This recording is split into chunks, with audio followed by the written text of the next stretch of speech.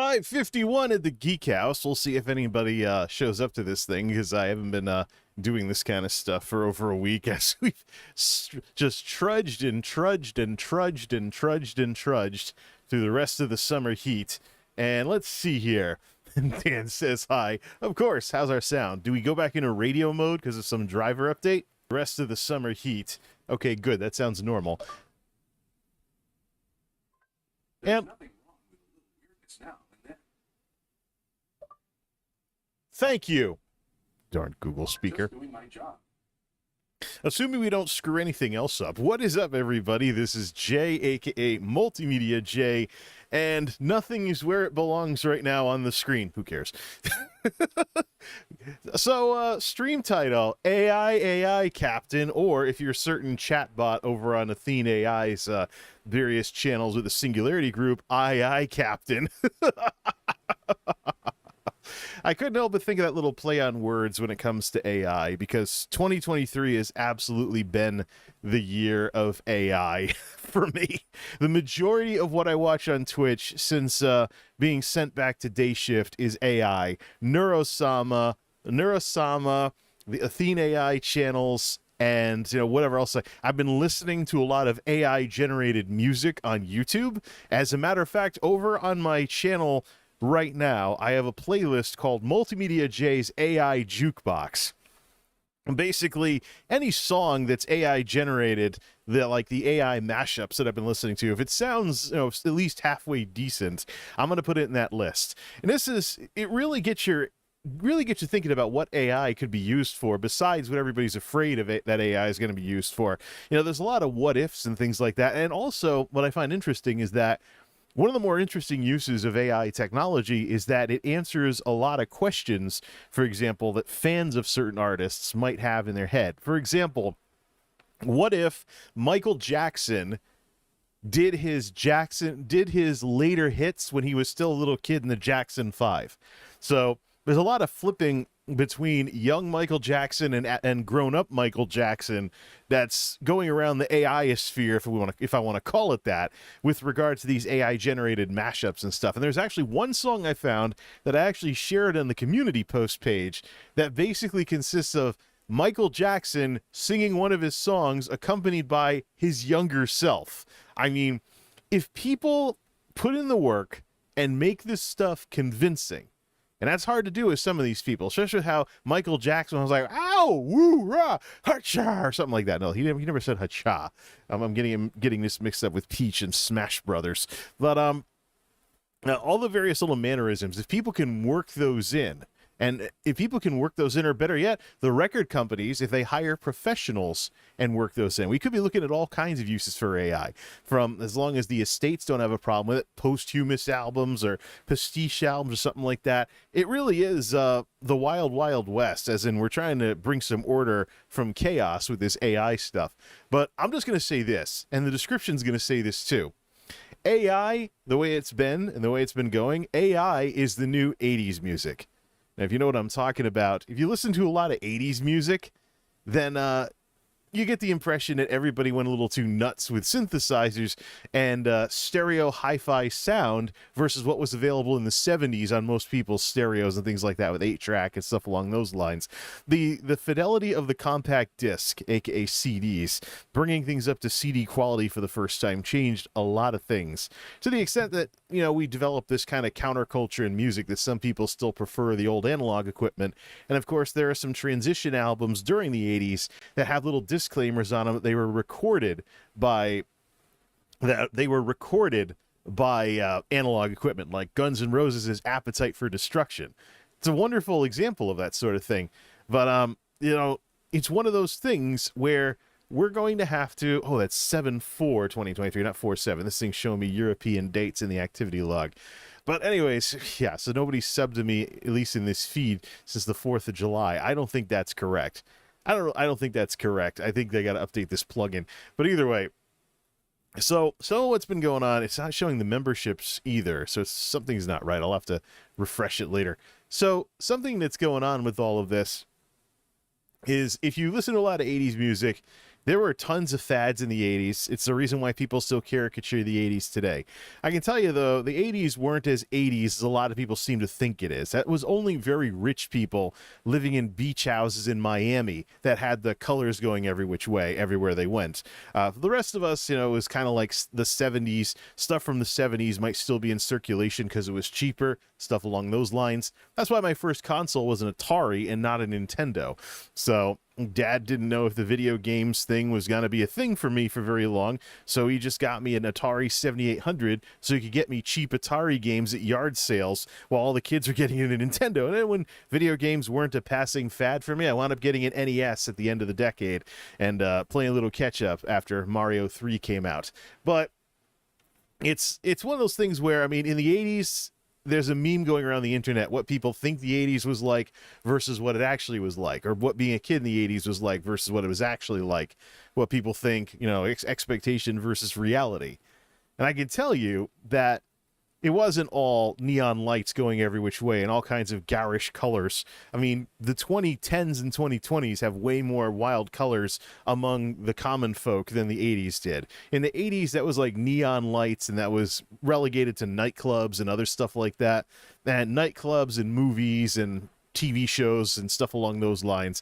It wasn't the sort of thing that people would go buy at Walmart or anything for like $5 a LED strip or whatever. It's not like today. So for the most part, it was actually rather 70s-ish because, you know, our parents, us older millennials, our parents were baby boomers. They got out in the 70s. And so, you know, you don't want to, you know, especially when things, major purchases were called major purchases because they cost more with the expectation you get years and years and years out of them. I mean, the little trailer we were living in the trailer park in Massachusetts before my dad met my stepmother after my mother passed away and we moved to Connecticut was very, very 70s. It had wood grain walls, and we had like a brown rug, and we had like plaid furniture, not unlike the plaid sofa back there, but darker, closer to brown plaid than yellow plaid. I mean, there was still plenty of leftover style cues from the 70s floating around, especially among people that didn't have the money to replace all their stuff with new stuff, you know? So a lot of times they're like, oh, the decades were this, the decades were that. Not really. It was, there's a bit more of a mix than a lot of people think. And that's the difference between somebody who is actually there and somebody who only knows about the 80s because of the Wikipedia research they did, or some stereotype they have in their head, which, as we know, stereotypes are often not very accurate. Anyways, so it's an important thing that we have to keep in mind. So the 80s didn't, it's just like how, you know, grunge didn't take off on January 1st, 1990. There were a lot of metal bands and hair bands that stuck around for a few more years, some of which never even stopped. They just kept pumping out albums, and they kept selling out shows because people remembered them from the 80s. It was mostly the newer Johnny-come-latelys that wound up being one-hit wonders dumped by the record labels after an album or two. Anyways, what am I talking about all this 80s stuff for? We got so much to go over with this AI stuff. Anyways, 80s music was one of those things where everybody went synth crazy and hi-fi crazy. They used all kinds of special effects and overproduced stuff all over the place. Mostly in the mid to late 80s, not so much the early 80s, but definitely by it's like the late 80s were like a caricature of the early 80s. If you listen to some of the music that was on the air, you might still hear some 70s influence in 80, 81, 82. You get into 86, 87, 88, it's a completely different story. But anyways, so 80s music, what we now would call synthwave, and high use of synthesizers and production effects and overproducing stuff. It was all over the place until the new toy effect wore off. It was all over the place until the new toy effect wore off, and we found out where specifically to use it. And now it's evolved, of course, into 4 on the floor music, stuff along those lines that we, dance music that we have today, as well as synthwave, which is more regular drum beats instead of 4 on the floor or dubstep or whatever type stuff. And so fundamentally, it was one of those things where it was everywhere until we got sick of it and figured out where to actually use it. AI is going to go down the same path. And I bring this up because we can put our OBS over to its usual spot on screen too, as Dan talks about AI AVGN. I haven't seen that yet, But over on Twitter, one of the reasons why we're having, excuse me, X, Twitter X, that's about as 90s as it gets. Elon Musk is doing another Peacock project to strut his stuff by rebranding Twitter into X because he has this big obsession with the letter X for whatever reason. Who cares? Anyways, I'm actually over on Twitter X, whatever you want to call it. I'm going to keep the bird logo just for the hell of it. I'm going to be a rebel like that. I consider the Elon Musk Twitter era to basically be a form of private equity. So it's like a not hostile takeover. It's a leverage buyout situation. It's just you have a rich billionaire as the private equity firm instead of a bunch of nerds that throw numbers and spreadsheets around. So I very much consider what's going on with Twitter X, I should say. What's going on with Twitter X is basically yet another example of what private equity does to businesses. So anyways, Elon Musk is being a jackass as usual. That's kind of what he does to draw attention to himself and get people to actually know about his products, not unlike a certain guy we may have heard of called Donald Trump. But anyways, so my Twitter presence right now is a parody of what he's doing with X. He's got that stupid ass X logo now. So what I did was I made a J logo. That's very dumb looking. So the promo pictures for X put the X logo in like a black background with smoke behind it. I just threw in like a gradient and stuff. But I'm just calling myself J on Twitter X for the time being. I don't know how long I'm going to keep doing this, but I mean, if people can change their names on Twitter X for holidays, then I can do a parody of then I can do a parody of, well, getting ahead of ourselves here with the Lauren Lockhart stable diffusion thing. That's one of the reasons why we're talking about AI. Well, one of the reasons why we're here tonight, and I do have a gigantic PowerPoint show. We're going to open it up in OpenOffice Impress, or LibreOffice Impress, and we'll do some tinkering with that. It's over 120 slides, though, so you might be talking for like two and a half hours about AI, about image AI when we get to it. But before we do, I'll probably get up and stretch for a bit before I settle in for the long haul here, and we'll play some music. I want to just address something that is a big problem that might have surprised some people, confused some people, and most importantly, Vindahlia. Vindahlia clicked something she shouldn't have clicked. And so I responded very bluntly, not trying to hide it, not trying to allegory it, not trying to be like a certain Twitch streamer, blah, blah, blah. No, I call a spade, said it like it was. Wrong answer, Vindahlia. Content creators need to be pro fair use. Nearly all of content creation exists because of transformative use of others' work, including making videos and including game streaming, which is what she does. AI art is just the latest example of this. So I was having some fun with Stable Diffusion. And Stable Diffusion is one of those things that I follow because I'm a nerd that follows technology. Some pronouns person, yeah, I've had it with pronouns people, in Vindahlia's Discord, who I've seen picking fights and starting arguments, said, in the meantime, artists, cosplayers, photographers, etc. can't even edited it, but couldn't be bothered to fix that typo before I left their Discord. Have their content and original characters as well as creations stolen and used without their consent to feed these AI that'll most likely put them out of work, since anybody can use a prompt as soon as they know how to, teach others how to, and it spreads out widely. V says true. Wrong answer, Vindahlia. Here's the thing. I've been day shift for long enough now that I'm back to my old day shift schedule from 5 years ago. I get tired in the early evening, and sleeping in for me means 7 a.m. now. So I've tried my darndest to actually sleep in for real, but nothing is breaking this old pattern. I'm very much a daytime guy again.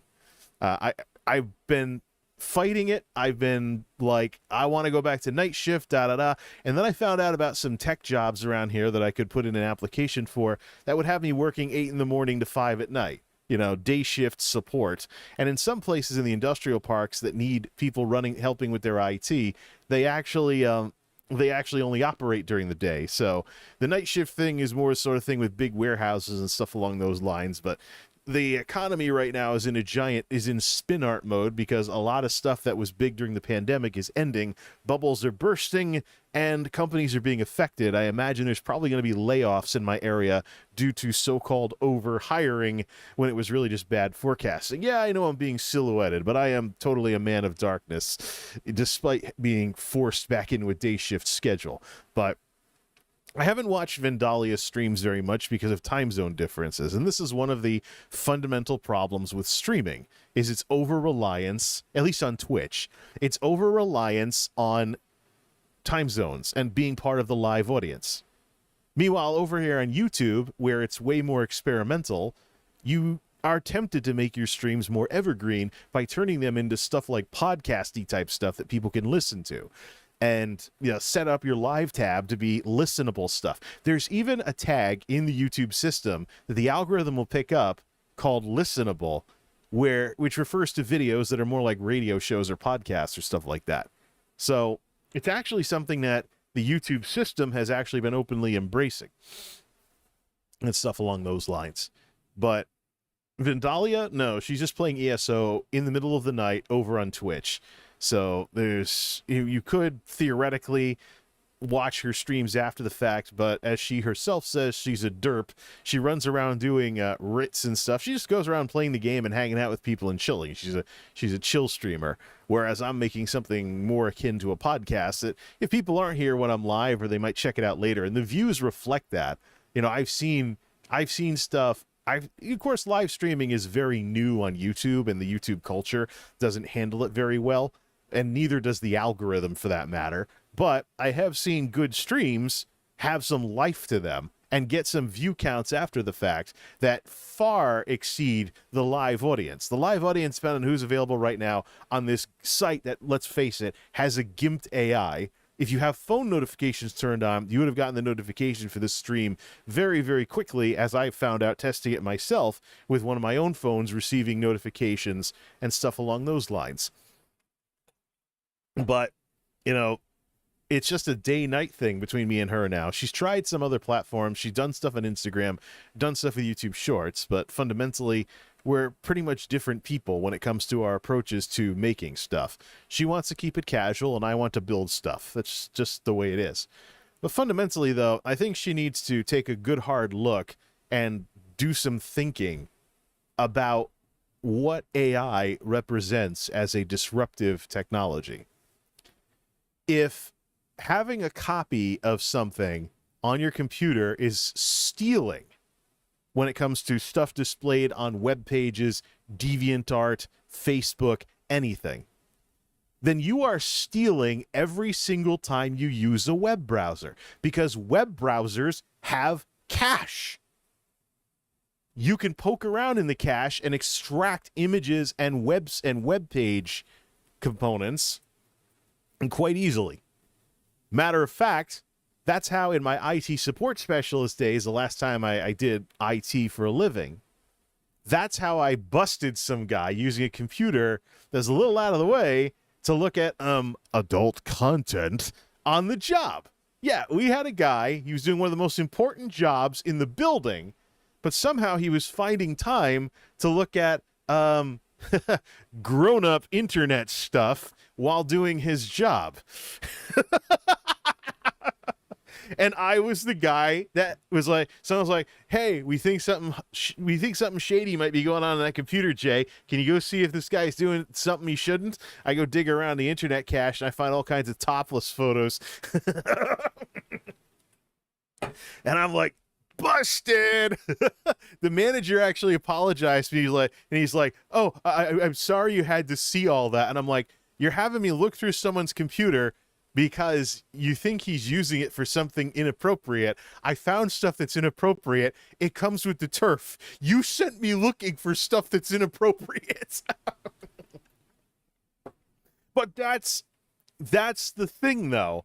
I was able to see what websites he was going to on the job via his internet cache. And there's also internet history and all kinds of other stuff nowadays that would make it even harder to hide one's tracks, like cloud backups and cloud syncs and stuff like that. And there are even situations where a guy thought his girlfriend was cheating on him, and he finds out his girlfriend is cheating on him because there's a cloud sync between a tablet that he has that they have a shared account on and her smartphone. So he's sitting there watching on an iPad her steamy messages to the guy she's cheating on him with pop up on the screen. It's just, there's so much stuff out there now. Look, you might as well just look. I realize the internet has a history of being the wild, wild west. But technology takes about 30 years to go mainstream. The World Wide Web is about 30 years old. It's time to start behaving yourself. It's time to start behaving yourself on the internet because, people are catching up to, the internet. The internet is not as internet-y as it used to be. Let's put it that way. Get the right person involved and you can find out anything about what anybody's doing on it. You might as well just behave yourself and do the right thing. But yeah, internet cache is routinely stealing stuff all the time. Of course, I've come to expect from these people who are out there virtue signaling and doing SJW stuff that they will go out of their way to be as offended as possible by everyone and everything. And this person, third party, by the way, this was not Vindahlia that posted this. Vindahlia only clicked true on it. But this is just the latest example of why I'm not a fan of Discords for content creators. I would have been perfectly happy to just tune into V's stream and not have this hot-headed third party trying to pick fights on Discord, interjecting himself. Says his pronouns are he, him, so I'm going to say himself. Interjecting himself into what should just be me sometimes getting a chance to enjoy Vindahlia's stream if I'm up in the middle of the night and can't get back to sleep, or if she's still streaming when I get up. Not as much as I used to because of the time zone differences. And she said she would stream earlier, but I guess that means 11 o'clock based on what's been popping up on Twitch lately. So, guess that's not going to work out. 11 o'clock my time. So, she made it sound like she might actually become a earlier in the evening streamer my time, but I guess not. She is the queen of the night, indeed. But, no, this didn't need to be a thing. And I, for one, have been carrying her Discord in terms of posting on it regularly, trying to get people talking about stuff, and trying to keep it from being a dead Discord where nothing was really happening, nobody was doing anything. Just a token Discord that a streamer has because they're supposed to have one because reasons. No more. I don't need to look like a histrionic jackass because someone has a token Discord that barely anybody uses. And you're like, let's try and spruce things up right now, get people talking. So I'm showing some of these pictures I'm generating with Stable Diffusion, and this hothead comes in and starts whining. No thanks. I didn't leave her Discord, though, because of this. I left because of this true. V clearly hasn't taken the time to think about what the deal is with AI as a disruptive technology. I'll just say this. She's close to my generation. She's close to my age. She should know from Blockbuster versus Netflix that when a disrupting technology comes along, you adapt. You find a way to embrace the change, otherwise you get left behind. And we're seeing it again. Netflix has been slowly eroding their goodwill for the last 10 plus years. Ever since Reed Hastings split out the old Netflix subscription to split discs off from streaming. And now, we can't keep the disc service going anymore. We can't keep the disc service going anymore because it's not blah, blah, blah, blah, blah, blah, blah. Yeah, well, you shouldn't have let it out. You should have kept it as a bonus feature in the main subscription and not turned it into this spun-off business that was left somewhere to die when it inevitably looked like it was going obsolete because of physical media. But when you're far enough removed from the glory days of Netflix being this cool thing, this cool cultural thing that everybody wanted to do, when you're far enough removed from that time period that people forget that discs used to be part of the membership, and Netflix used to be this all-in-one content service that included a little bit of physical media too, for the stuff that maybe the rights weren't there. And how many people have been annoyed by stuff coming onto and going off of streaming services because of squabbles with the rights holders? Wouldn't it be nice to keep a DVD player around or something and like watch some show that you can't stream because nobody has the rights to it by just Netflixing the DVD in a red envelope? Like, look, I realize it's dollar store video disc. It's not obsolete, but it's old. But there's a reason why DVD has stuck around for decades. It just works. And if you have no other options to watch this thing, why wouldn't you just order a darn disc? Or better yet, go buy like a DVD. Go buy a DVD for like $1 from a thrift store or whatever. And then try and use Voodoo's disc to digital to purchase a digital copy for it. $5 for a grand total like $6 to have an HD version of something. Like how I got my HD version of Ferris Bueller's Day Off. Although YouTube Movies now has Ferris Bueller's Day Off as free with ads. Whatever. Anyways, as far as look, you got all these people freaking out. You got all these crybabies, liberal arts people freaking out, and they don't understand the technology. They don't understand the technology, and I'm sure you're sick of me being silhouetted by this because I'm too lazy to get that light set up.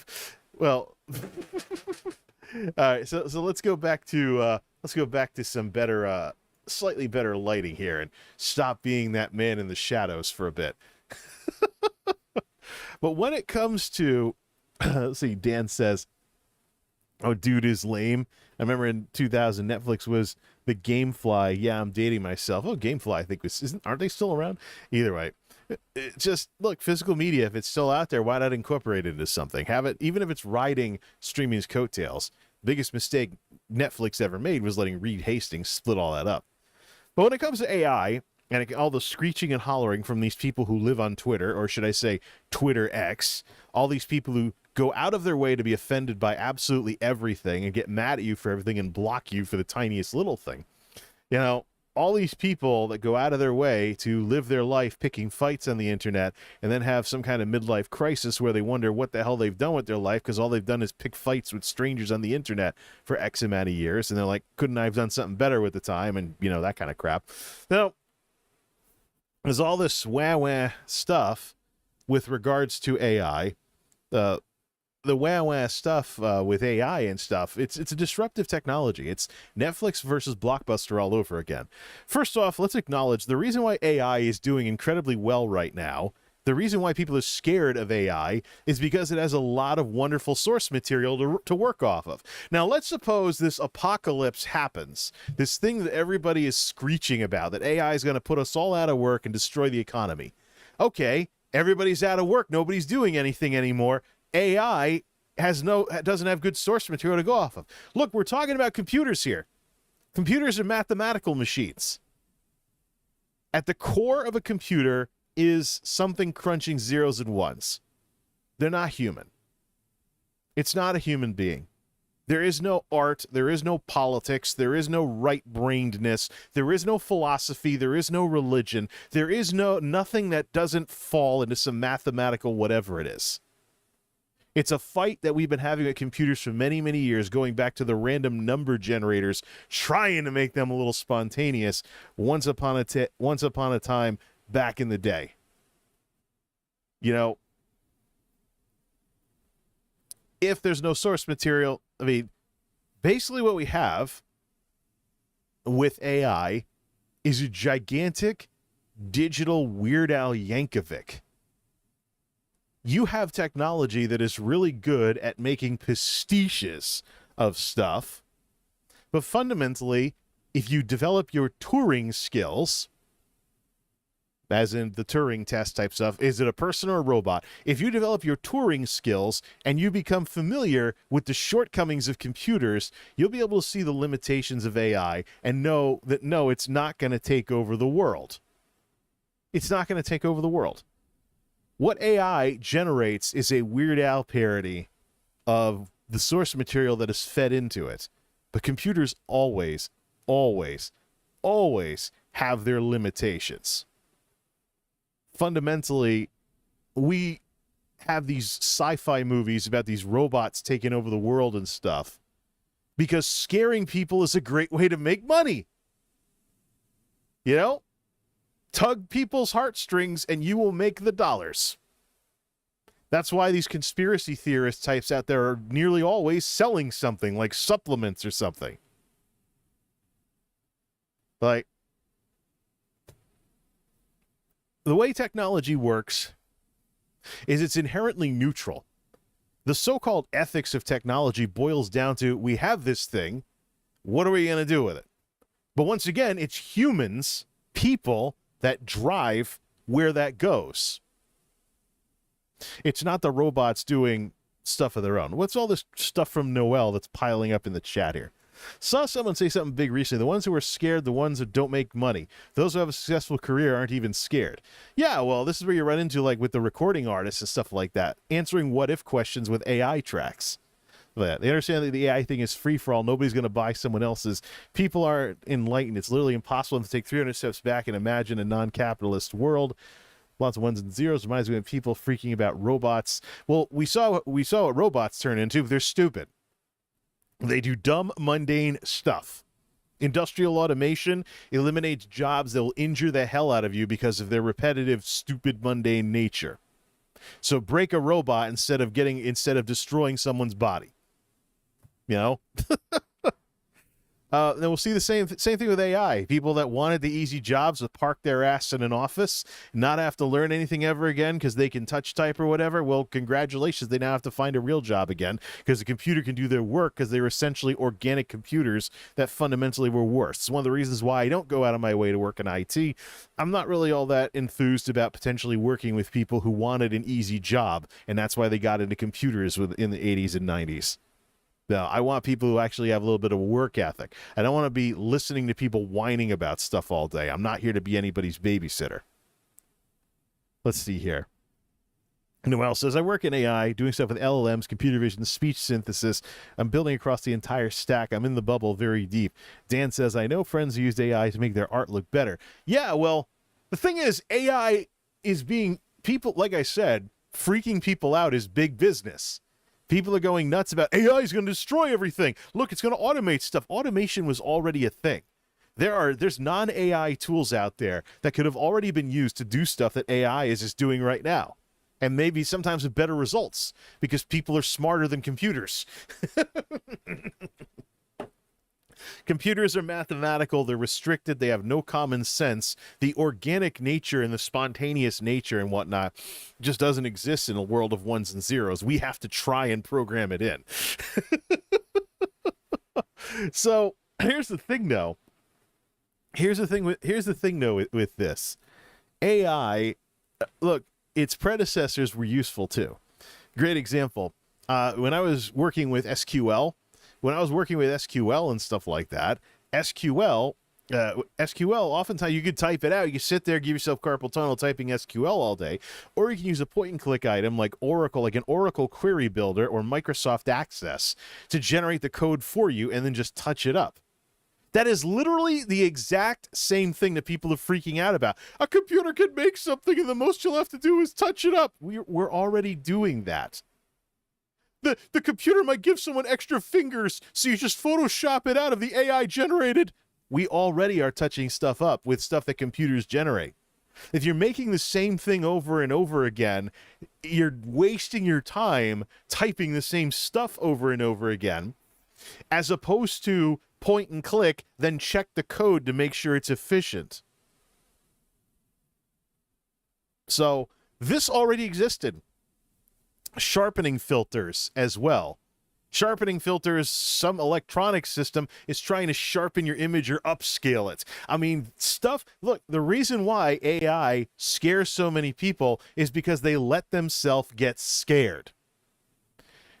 Over 20 years ago now, yes, I'm old, I was experimenting with some primitive technology that AI would be doing today. There was a program called AutoComp. stood for Auto Composer.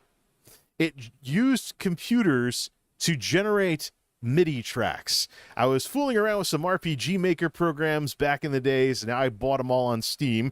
But in my younger, dumber days of downloading software off the internet because I had no money, decades ago, I was experimenting with the RPG Maker programs, and I used an auto comp program to generate what I hoped would be computer-generated background music for games. And it kind of worked. I got like one track. Another good example in terms of computers generating stuff is on this channel, one of the oldest videos, Kenny J, my little pastiche of Kenny G in Wii Music on the Wii.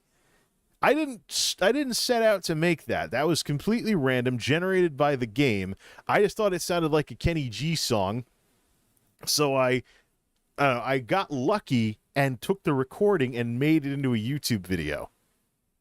Specifically because it reminded me of Kenny G. That was luck. But the computer was doing all the work. What do we got here? Adam, I know friends use AI to make their art look better. AI is making a lot of stuff look better. AI is involved in graphics cards nowadays. There's various upscalers nowadays. We're trying to smarten them up. There's DLSS and all kinds of other stuff. Some people are worried the industry might get lazy because of AI. Because of these AI components. AI doesn't always mean an AGI that you freak people who say you're going to take over the world. Yeah.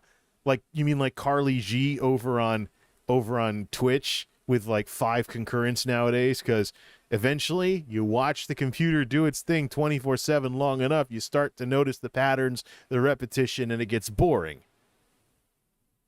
You know? I think a lot of this is blown out of proportion. It's like dragging pre-made chords and editing them afterwards. Like, hell, I'm going to go smash my head into the keyboard trying to make good progression. Dan says and get inspired how to get better. Well, here's the thing. What we're up against here, and the reason why I left Vindahlia's Discord, and the reason why I have a problem with these people on the internet that live on the internet that find ways to be offended about absolutely everything and go around looking for things to cry about all day. The reason why this is such a problem is because there's only 2 ways you're going to live your life. You're either going to put in the work and find ways to deal with what comes your way, or you're going to sit there crying about it until someone is suckered into your pity party. Same thing with gaming. You can engage with the devs and whine to get things nerfed so you can complete content, or you can actually get good at the game. You know, or you can improve your situation, your skill, whatever. What do you think is better in the long run? There's nothing wrong with a healthy challenge. And look, AI is just the latest in technologies that will disrupt things, which will be coming out. They're being developed, and if we don't develop them first, someone else will develop them. They are inevitable. You need to know how to deal with them. It's just the way it is. The world is going to have to figure out what to do with AI. Until they do, there's got to be its ups and downs and stuff along those lines. But I'm not going to end up on the wrong side of history just because some freak-out artist is going around getting people on Twitter to go around, Twitter X, I should say, go around mobbing people who in any way support AI. Because you know what? That's something I've seen before. These people go out of their way, they live on the internet, they don't do anything with their lives. The sum total of their contribution to humanity is to try and tear others down through their keyboards. It's sad and it's stupid. It's just like slacktivism. Look at me, I support this cause by parking my ass and whining on the internet. Oh yeah, you support helping the poor by crying about how workers get exploited on Twitch playing your Call of Duty stream or whatever instead of going out and getting involved in the community. You know, you park your ass, take the easy, lazy way out instead of actually putting in the work somewhere. Yeah. I should probably also mention there might be a drop-off in activity on this channel because I practice what I preach. And I'm pretty ticked at the way things are locally in this area.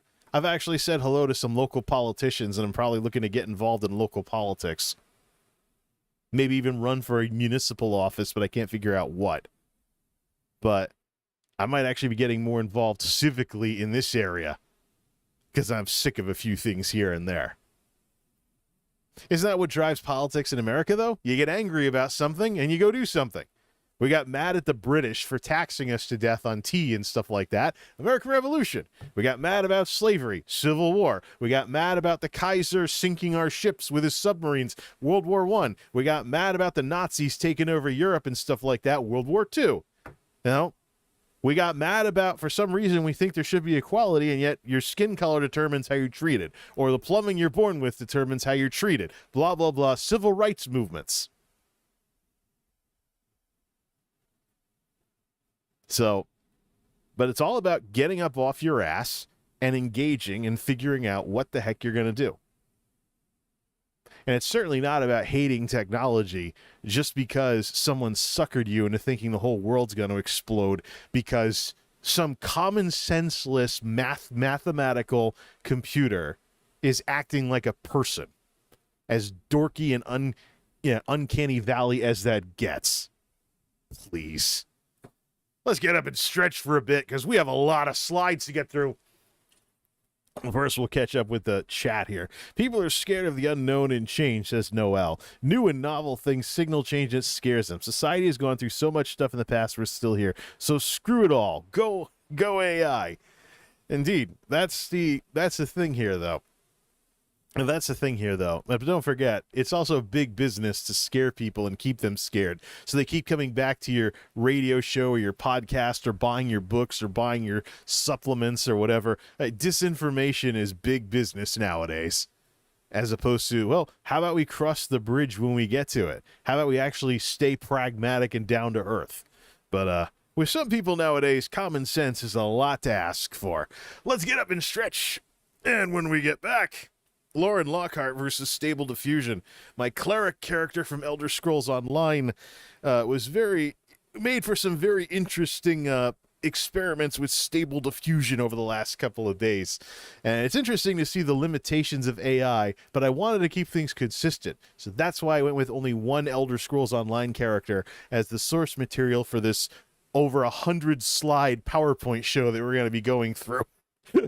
So, let's get up and stretch because we will be settling in for the long haul when we get back.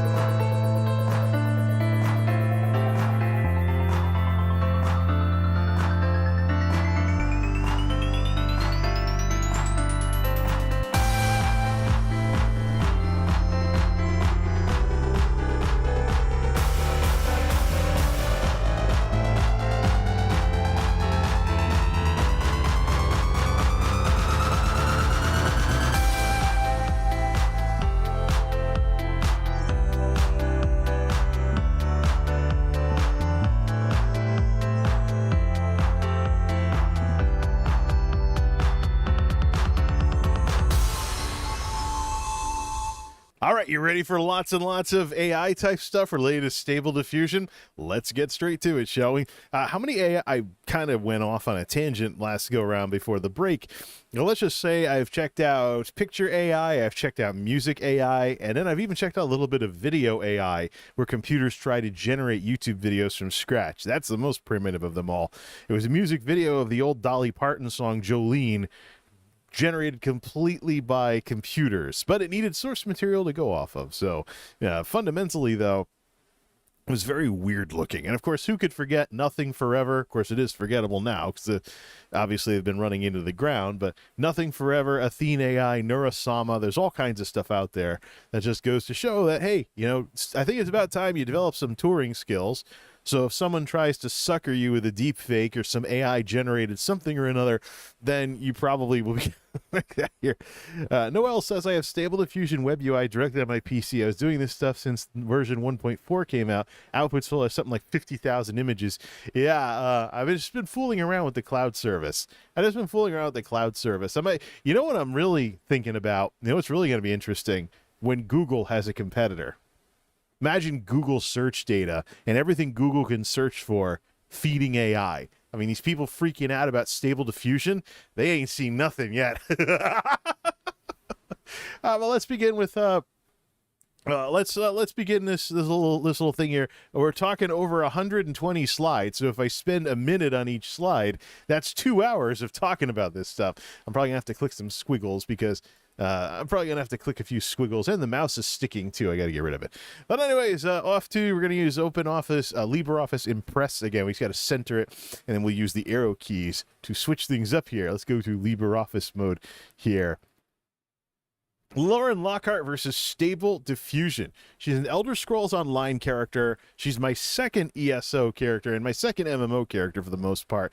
Usually my main character is a guy, paladin type guy in like shiny armor and stuff along those lines. And then when I want to go play healers or, other more caster types, I usually have a cleric first, and she usually fits the role of that. In Elder Scrolls Online, she's a Templar, goes around smiting stuff and hitting things with holy magic.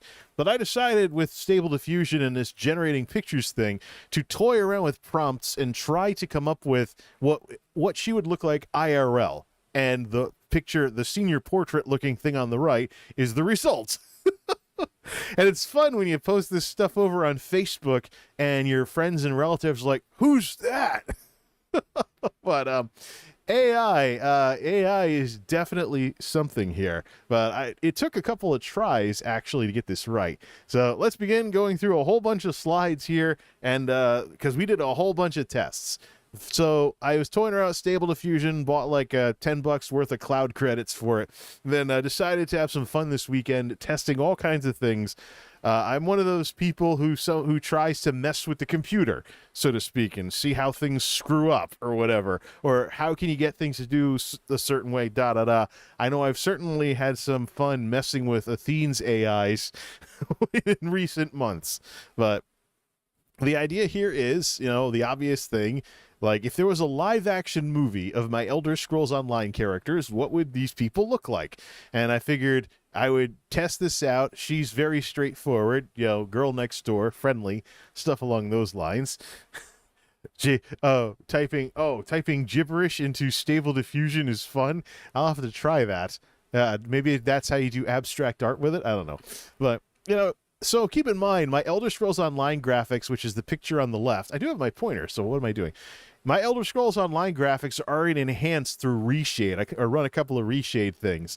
I had a big CPU upgrade to the Ryzen 9 7900 recently. I only use 20% of the processor tops, and nearly all the games I run don't need more than one of the CCDs in it. So I can basically offload some more mathematical stuff and other pretty stuff like this to Reshade. So basically, this is based on Reshade graphics that I came up with, the prompt that generated her over on the right. Although she's a bit young. She's supposed to be a 20-something, and this looks like a high school senior portrait. My dad even was like, that looks like one girlfriend I had in high school. Yeah, right. I can make fun of my dad because he did say that red hair always caught his eye like it catches my eye, but he could never get anyone with red hair to go out with him. But Charlie Brown was the same way too. Maybe Charles Schultz had this whole thing. He was making fun of it. Either way, life is what it is. But first and foremost, before we get to any of these pictures, I always mess with Image AI by telling it to display a Toyota Prius pickup truck. Like the ultimate oxymoron. It's one hell of a CPU. What kind of GPU did you pair with this? Oh, I just brought a 3060 Ti along from my last computer. I'm running 1080p, so I'm pretty good with that. I'm running 1080p, so, you know, I'm sticking with 1080p on purpose so I can keep everything at a decent size, native resolution for the regular computer stuff. And then games, I'll just turn on the eye candy. It's like back in the olden days where you did 800 by 600 with anti-aliasing or 1024 by 768. 8 gigs VRAM. I'm sure there'll be something higher next time I want to upgrade that. But it was mostly for the encoding and stuff, so I could have a newer encoder for this. But kind of sleepy with that 2080 Ti. Yeah, I used a 2060 earlier. I used the hippie cards because I also want my computers to be power efficient when I'm not playing games, and I want things to ramp down. Didn't do so well with the AMD. But anyways, Toyota Prius pickup truck. I always do this because it's a cute little oxymoron. Because Priuses are basically little nerdmobiles associated with people driving slow on the highway and basically the opposite of someone who would drive a big-ass pickup truck. So I always try to bring the worlds together, and this is what Stable Diffusion came up with very early on. Now, this is the main picture, and I think most representative of what this character I think would look like IRL if she was a real person. But we're going to run into the limitations of the AI very early on. One of the big things I think Stable Diffusion needs is like defining variables when you're coding. I would like to be able to set this face as this person and then be able to say this person at the mall, this person there, this person there. I mean, maybe the folks at Replica AI with the AI girlfriend thing or whoever else does it because they kind of had to back off on it recently. I imagine they're probably looking for this technology too. But in terms of generating artwork or generating photos for some project you're working on, you want people to be consistent and you want them to have the right number of fingers in their hands, but we'll get to that soon enough. All right, enough of that, enough of the Toyota Prius pickup truck. Here's where it all started. Started with a basic prompt, but I didn't put in enough details. I didn't put in enough details at all, and these were the varying results that I got, which don't look like that Elder Scrolls character. She has straight hair, and she doesn't get so intense.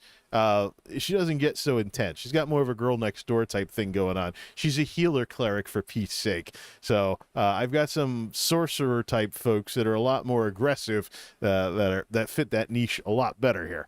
Let's see. The first attempt at this didn't have enough details, and so these were the results. These were the results of that. Specifying more details homed in a lot better. When I specified that the shirt should be dark green, when I specified this, the shirt should be dark green and not green, not just green, to match what she wears in game. Usually dark green to make her red hair pop, basically. But the faces look pretty consistent. I would love to lock this in, though. I probably should maybe get a downloadable version of something like this and run it on this fancy new CPU and see how much fun that is instead of using the cloud service. Well, yeah, you can train an LLPA and a hypernetwork you can put on top of your prompt. It'll keep the character's appearance intact. There was a way to upload an image, but I kept getting image inappropriate. You have not been charged. Or I did some experimenting. Like I tried to age this picture right here, and it just added wrinkles. It didn't really do anything to change the shape of the head or anything of that sort. So computers and stuff along those lines. I might catch up on the chat later at this because we're only on slide 4, the rate we're going. But as you can tell, picture number 3 was what we went with for the baseline picture of what she would look like IRL. Of course, you see the hairstyles change, the fashions change, and even what Stable Diffusion considers a shirt changes as well. So you got to get the details down in order for it to have any consistency whatsoever. So let's see. I'm clicking the wrong stuff here. make sure this stays centered because I'm cheesing it without actually running the slideshow. So there should always be a box in that section. If there isn't, I'm doing something wrong. Next. So here's my first experiment with variations to see what exactly it varied. It looks like it varied a few things. The wrinkles on the shirt, some of the facial features a little, and the heck is that? Some kind of bullet bra thing from the 50s? Like, I actually have some, my dad dug up some pictures of some of my relatives in the 50s who wore those. What were we thinking? But then again, that is kind of like PS1 40 years before the original Tomb Raiders or something. Variations look promising at first. So, this is the first picture with variations turned on just to see what they would do. Varying gaze, varying eyebrows, varying face type stuff, things along those lines. And then the variations on the high school portrait basically led to the IRL pic. You got the squigglies there because it doesn't know what IRL is. Please add that to the dictionary. What the? This mouse has, oh boy. Oh, this Logitech G mouse is as bad as the IntelliMice Explorers that I retired now to where the clicker isn't clicking as well. I can't win no matter what. So yeah, the Lauren IRL pic came out of this, ran some things through Picasa to add some more complexion and stuff, and voila. Of course, maybe her face is a little too perfect because this looks like some kind of professional portrait, so there would be airbrushing and all kinds of other stuff. All kinds of other stuff and things along those lines. So then I did a consistency test. I was like, okay, take this person, show them at the beach. Well, you could say that maybe, you could say maybe there's an age difference. This could be like high school. This could be after high school. I don't know. But some things here and there, just a couple of things here. The shape of the head is a little different and stuff along those lines. But this is really my first major experiment with something like this that generates this stuff on the fly. So got to get the pseudo code the way that it should be with stuff along those lines. But AI consistency test at the beach. Because the first thing I thought was, if people are going to generate characters like this for projects or whatever, they would want to be able to show those characters, at various places or whatnot. Similar to what we would do if we drew like a mascot, a cartoon mascot for a brand or something along those lines. So I decided what we should do is check the consistency and do exactly that. is exactly that. So at the beach, in church, because the character that she's based on is a cleric, on a cow farm, because she's got the whole girl next door farmer girl thing wearing green and stuff along those lines. So here we see kind of some differences here. And where the heck is the rest of her? I hope she has a fist or something, because here we go with the fingers being a thing that these things struggle with. Streaming on Twitch. Yeah, here we go. You type streaming on Twitch and it, oh, look, purple. Let's add some purple in there. And of course the lighting's gonna be different because you're talking about key lights from people that actually have the right stuff to stream, unlike what I'm doing here, where I look like I'm watching TV in the middle of the night because I used to be a night shift guy for 5 years. Driving a pickup truck. Here we go. Oh no, she's fine. She's perfectly fine. But what did it do to this truck? Look at the background. What's up with that steering wheel? Is that like two mirrors warped into each other? It's like the whole pickup truck. It's like one of those paintings that where the perspective's all messed up. Only it's a photo. She's supposed to be driving a pickup truck, and instead, nothing in the perspective makes any sense. So, yeah, the perspective's completely wrong. Hey, half the reason I toyed around with this was to just laugh at the computer having no common sense as usual, which is something I've come to expect from computers. Oops, wrong thing. Is it centered? Yeah. I got to stay in the left column when I go to change slides because I'm using LibreOffice here. Because Microsoft Office is like, sign in, but I don't want cloud syncs going on when I'm trying to stream. So, anyways, swimming in a pool. We had to do this one right. Yeah, except human arms don't bend like that. She's practically double jointed or has zero muscle or whatever. Or what is up with her elbow? Should probably also mention And this is something that you're going to see with this AI, saying that someone is young. Obviously, this was programmed by Zoomers who go around saying anyone over 25 is a boomer, because young, you're gonna be like college age tops. But I'm getting ahead of myself here. All right, so this is what she'd be swimming in a pool. You see the face is changing too. Minor variations and stuff along those lines. So the technology's not quite there yet, at least in terms of what's available on the web. AI consistency test, similar face at a different angle. I was experimenting with, well, what if we say she has a nice friendly grin instead of a nice friendly smile? So this was the result. Apparently, it just alternates smiles and grins no matter what.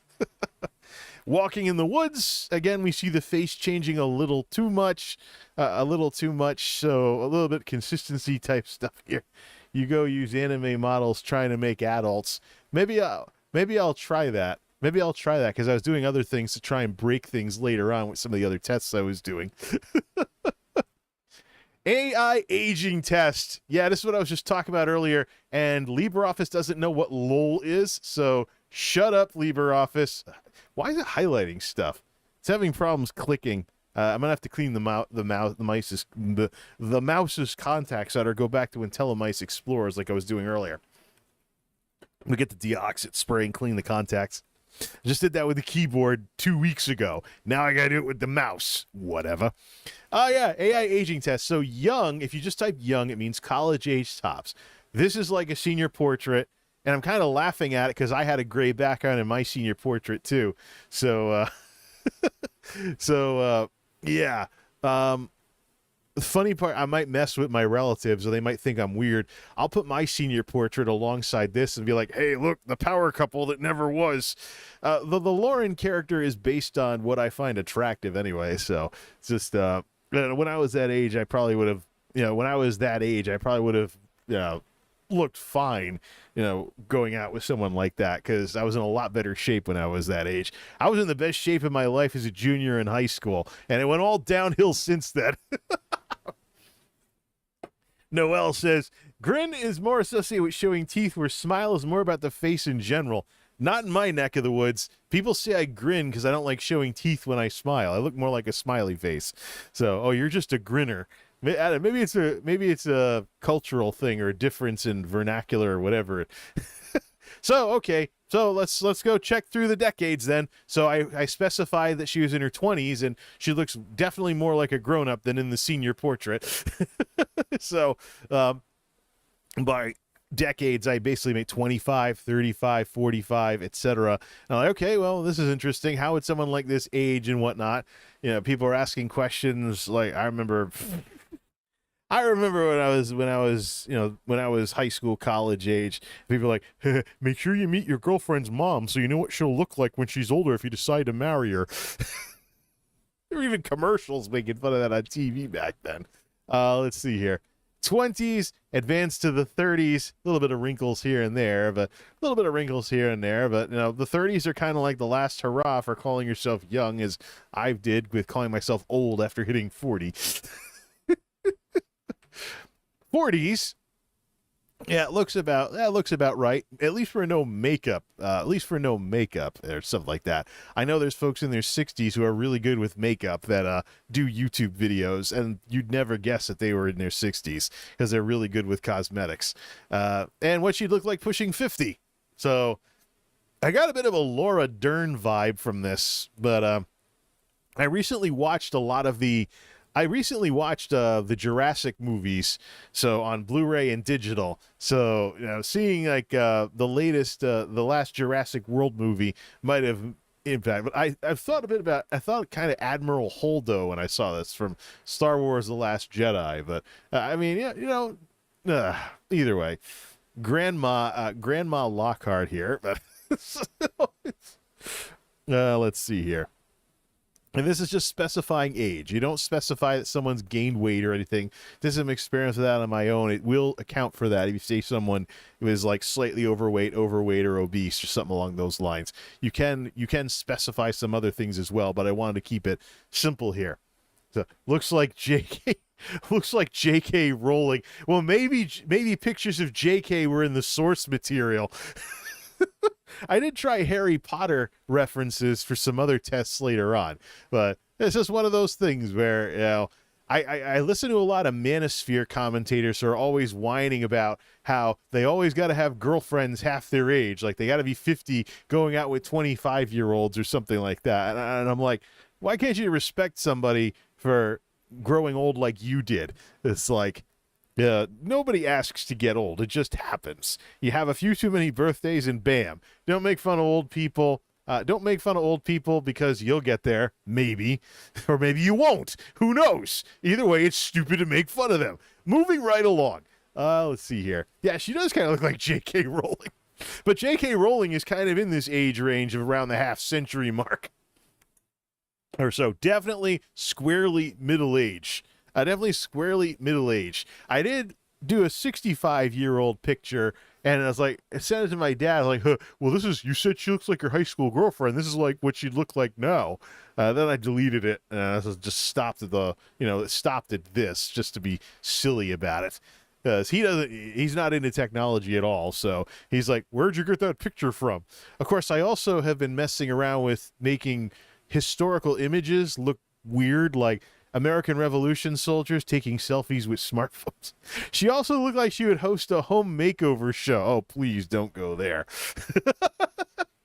We actually have some people, even out here in these woods, that had some kind of home makeover show inspired consultants renovate their house, and they couldn't afford the taxes on it when it was reappraised, so they wound up having their house, you know, the mortgage messed or whatever. They wound up actually getting kicked out of their house because they made it too nice. So yeah, let's not go there. All right, continuing the aging test. 20s pool picture versus what we had earlier. That's always the part they don't show. Indeed. So this is the 20s pool picture as opposed to the pool picture earlier, which looks more like a teenager. So once again, this is obviously programmed by Zoomers who think anyone over 25 is a boomer. So I was like, let's try in college, and it de-aged her substantially. And then graduating college, added some stuff back on there, some years back on there. So that's cool. So 20s streaming on Twitch, definitely looks a bit more like Felicia Day or something like that. Oh, her arms? Where? Oh, yeah. She's probably on the swim team with arms like that. Yeah, right, anywho. Graduating college. Oh yeah, the limitations of computers right here. That's why it's not just, have a computer generate something, you don't need an artist. Nah, you need to develop some Photoshop skills if you don't want to have people with lots of extra weird fingers floating everywhere or something like that with some of these pictures. Computers always have their limits. Computers are stupid. We've been trying for half a century to make them not stupid, and the results have varied. We continue. 20s streaming on Twitch just kind of reminded me of Felicia Day. Obviously, the source material was an Adidas logo, but there's probably something for intellectual property reasons that scrambles this stuff. Nearly every time I see anything that looks like a logo, it always has messed up letters or rearranged letters. I wouldn't be surprised if that's on purpose for legal reasons. All right. And 20s at TwitchCon. Yeah, let's throw in the purple. Let's throw in a lot of purple and stuff. And what's up with that guy's face in the background, or face and a half, or whatever it is? We'll just say it's messed up perspective or something along those lines. So at TwitchCon, and this doesn't know what TwitchCon is. Add to dictionary. All right, next. Get back into the left panel here so it advances properly. And just for fun, an Orc Barbarian at TwitchCon. Wait, I thought I added these to the dictionary, so it shouldn't be crying about any of them. I was like, you know what, if I mention TwitchCon, let's just type Orc Barbarian and see what happens. Does it show a cosplayer, or does it create some CG character? Obviously the latter, but what's with the teeth? That orc's been in a few too many fights and gotten half his teeth punched out. Oh, this orc looks like Aurelian? No, just kidding.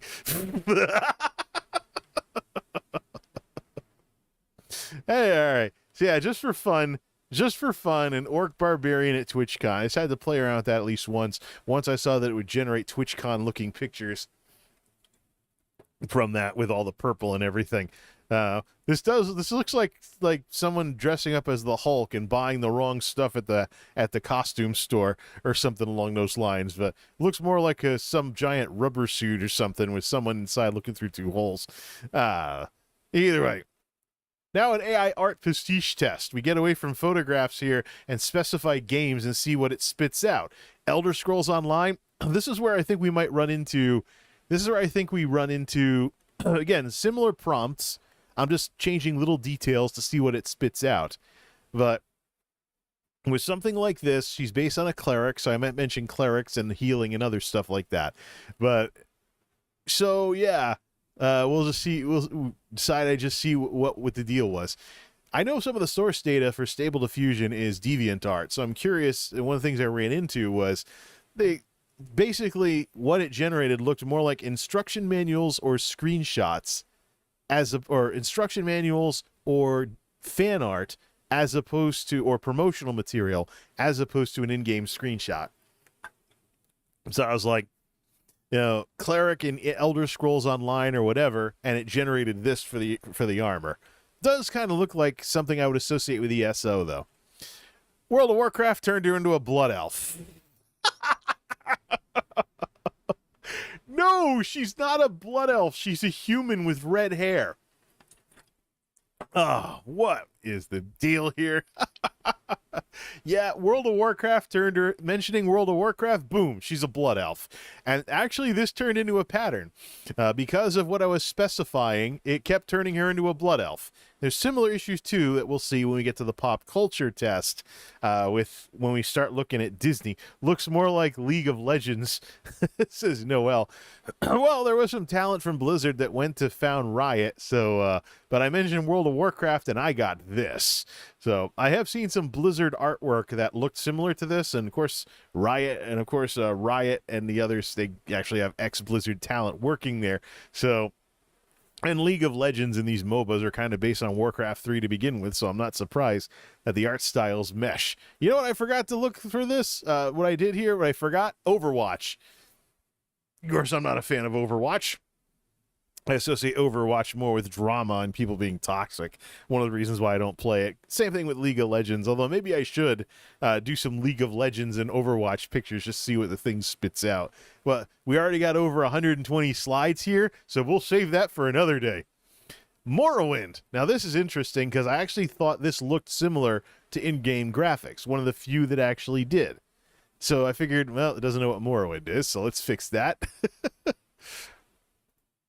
This looks like Morrowind with super mods. So if you played Morrowind today, you downloaded Morrowind Rebirth or something like that, and use OpenMW to play the game in widescreen 1080 with mega draw distance and distant objects turned on. If you install Morrowind with a super mod, and it'll include a lot of face mods and stuff like that, and various texture mods and graphics upgrades, this is basically what your character would look like. So this is probably the most faithful to in-game graphics that I've seen as of yet.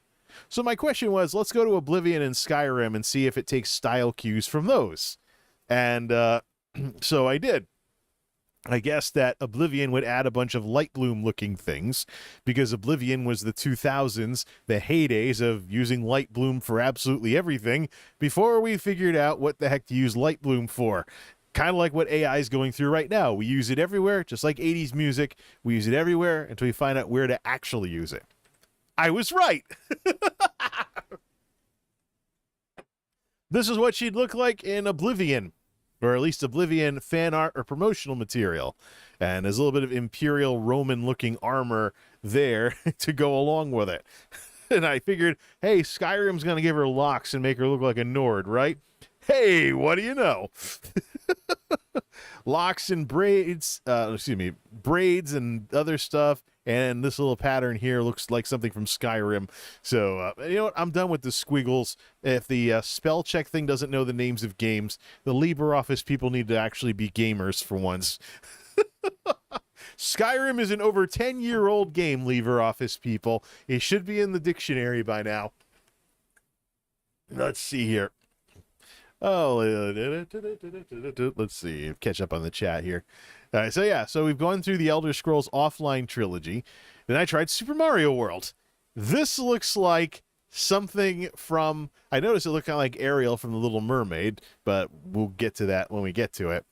This looks actually like something from the Super Nintendo instruction manual.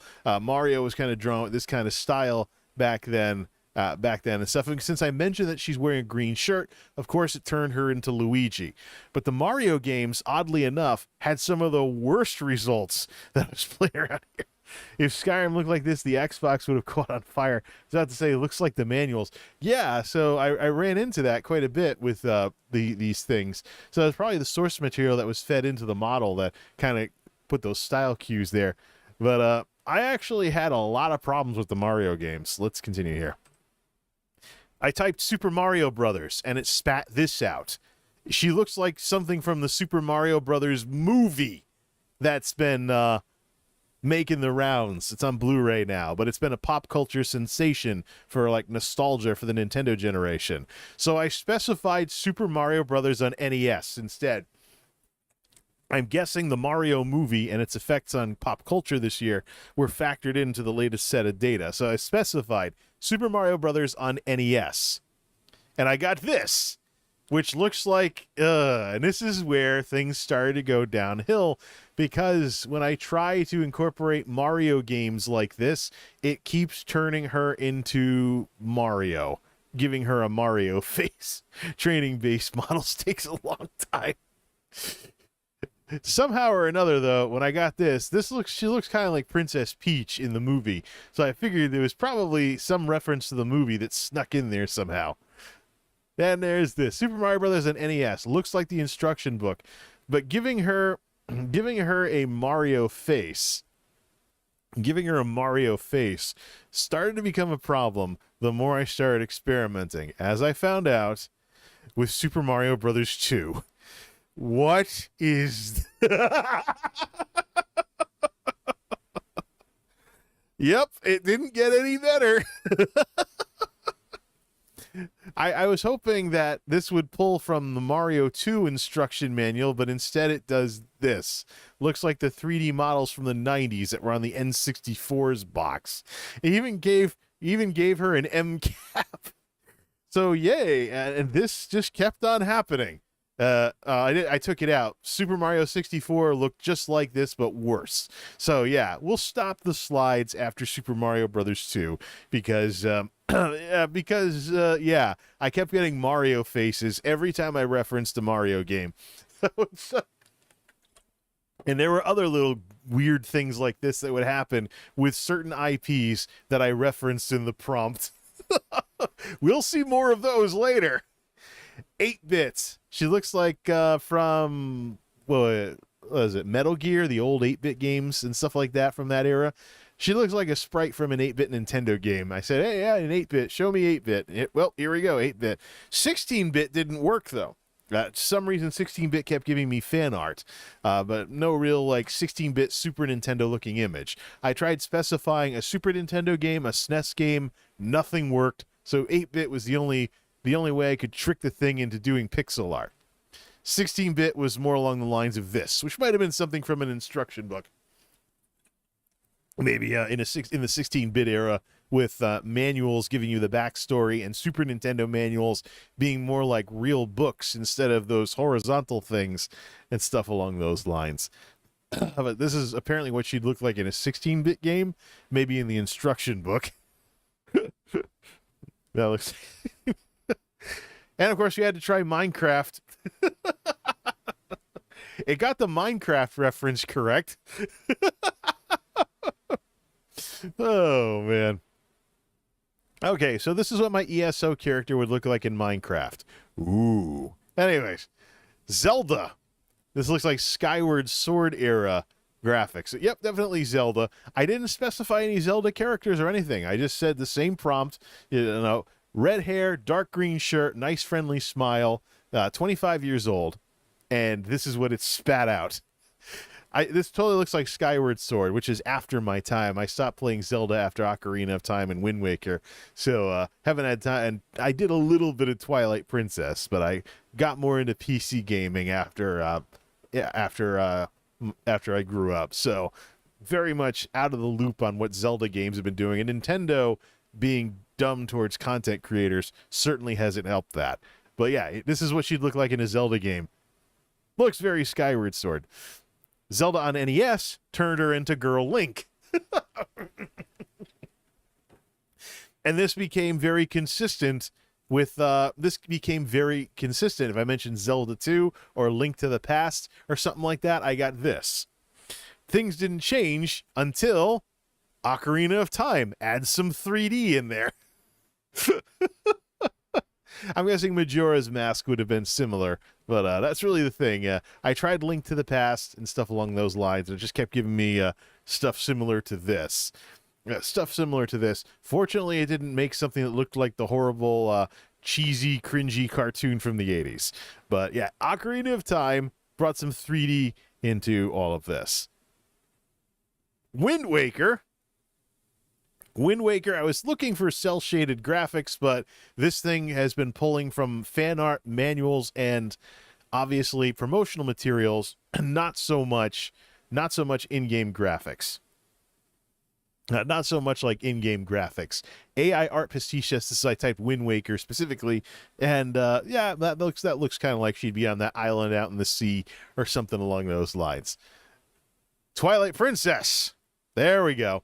Now, I don't know if it did this because I don't know if it, well, I guess maybe with the elf ears and stuff, it knows what Twilight Princess is, or if it just made a castle and looked like it was getting dark or something like that. But yeah, actually, this looks like some kind of HD remake. I've only played the original on the Wii, so, but again, promo material, usually more so than in-game graphics. It'd be funny if AI could generate fake screenshots, though. Probably can, under the right circumstances. But we could do some more tinkering with this thing, or maybe get a downloadable version of it and experiment with it that way. But yeah, Twilight Princess looks about right. Especially with the graphics jump from Wind Waker. And of course, we have to do Breath of the Wild. With its iconic art style, I figured I'd get something like this, and I was right. So, Breath of the Wild, yeah, this is what she would look like in Breath of the Wild. No big surprise there. Final Fantasy. I figured I would get a certain look to things if I said Final Fantasy, and yep, didn't disappoint. Final Fantasy VII. She looks kind of like Cloud. I thought with how the remake has been so popular that I would get the Final Fantasy remake if I said Final Fantasy VII, and not something that looks similar to the PlayStation 1 game. But then I tried the Final Fantasy remake, and it incorporated that too. Though, Final Fantasy VII, yeah, she's got the Cloud hairdo going on and stuff along those lines, but same general prompt. Dark green shirt. This is supposed to be a nice, friendly smile, but running around Midgar, going after the Mako reactors, wasn't exactly nice and friendly type stuff when you're starting the game working with Avalanche. But Final Fantasy remake looks about right too. I see a little bit of Aeris in there. Aeris is has this kind of look as well with the Final Fantasy remake and stuff along those lines. More of the photo type stuff. I might actually play the Final Fantasy remakes now that they're no longer on 30 FPS consoles. I'll have to see if I can get 60 FPS on PC with 1080 60 nowadays. But yep, I guess if you specify the Final Fantasy remake, you get something that looks more like the Final Fantasy remake. Glad that's in there. Final Fantasy VIII, the slightly less weird looking, the slightly less blocky graphics, but still looking more like fan art or promotional material and stuff along those lines. Final Fantasy X, yeah, that looks about right for that era, basically in Spira. Let's see here. So yeah, a bit of a jump here and stuff along those lines, but yeah, Final Fantasy X checks out. Prompting Final Fantasy 13 too. I didn't go that far. Secret of Mana. Obviously, it pulled up something similar to Trials of Mana with the anime type thing. With the anime type thing or the cutscenes, stuff along those lines. But the Romanesque armor makes sense for Secret of Mana. The Romanesque armor makes sense given what the guy in the game starts with and stuff like that. Plus, the Mana games are more anime-ish, so I figured I'd get something that looked like anime. And, well, the results didn't disappoint. Trials of Mana, very, very similar. Trials of Mana, very, very similar. There's more Light Bloom in that game, too. So, obviously, the Trials of Mana remake factoring in somewhere, or it could just be fan art. If this thing took source data from DeviantArt, there's probably plenty of this kind of stuff. Plenty of this kind of stuff that was fed into this thing. But I have Trials of Mana, which I infamously ruined because I wasn't playing it offline. I was trying to stream it, and then I got busy with other stuff and never went back to it after a bit. It's one of those things I have to just play offline. Instead of potentially ruining my first experience of a game streaming it and then not having time to stream and then never playing it again, instead of playing it after work and stuff along those lines. Dragon Quest brought out the cartoony 2.5D whatever it is style that I very much recognize from Dragon Quest 8 on the PS2, and obviously it's going HD nowadays. Dragon Quest is an anime but not quite anime game with some of the styles and stuff that you see in there. Final Fantasy is more traditional anime than Dragon Quest is these days, but I had to try Dragon Quest if I tried Final Fantasy. And of course, Chrono Trigger. Just give her a katana. Just give her a katana and flying spaceship thing and have her fly around with the robot and Luca and the rest of them and stuff along those lines. I figured it would be patterned after the anime from the cutscenes on the PS1 version of the game, and, well, there we go. Just give me, like, 10 frames a second or whatever it was. Have her bust out a katana and, attack Magus or something in the Middle Ages. Chrono Trigger. There we go. Quake 3 Arena. Welcome to Quake 3 Arena. A very dirty, gritty game, so I'm not surprised that this turned out like this. The torches and the dungeon look in the background make sense given many of the levels in Quake 3 Arena. That classic run-and-gun shooter that I'm extremely familiar with because I used to sneak it into work at my summer IT job in college, working in the print booth and play a few rounds between when people were printing stuff. You are in the lead, Monster. Monster Kill is not Quake 3. That's Quad Damage you're thinking of. Monster Kill was Unreal Tournament. Obviously pulling from the later Unreal Tournament games, but the markings and other stuff, this is what she would look like in Unreal Tournament then. Showing my age with going to Unreal Tournament instead of the game that killed it. Fortnite! Rest in peace, Unreal Tournament. A moment of silence for the Unreal Tournament series, which Fortnite basically killed. Okay, that's enough. There were some other Fortnite results when I tried this prompt that gave the purplish background that Fortnite Fortnite often has in some of its levels, but I don't play Fortnite. I don't play any kiddie game because I don't want to be someone's babysitter with someone's kid screaming at me over comms because they don't like how I'm playing. You play like my dad. I could be your dad, kid. Shut up. I miss Unreal Tournament. Street Fighter. Obviously pulling from fan art and or the later Street Fighter games. This is what she would look like as a Street Fighter character. Guild Wars 2. Oh, yay. The AI apparently thinks she's a ranger and not a cleric. Oh, well. This totally looks like the ranger graphics, but the painting aesthetic of ArenaNet's designs for Guild Wars 2 are very much in one piece here. This could be in a cutscene, like you're starting out as a certain character in the game or whatever.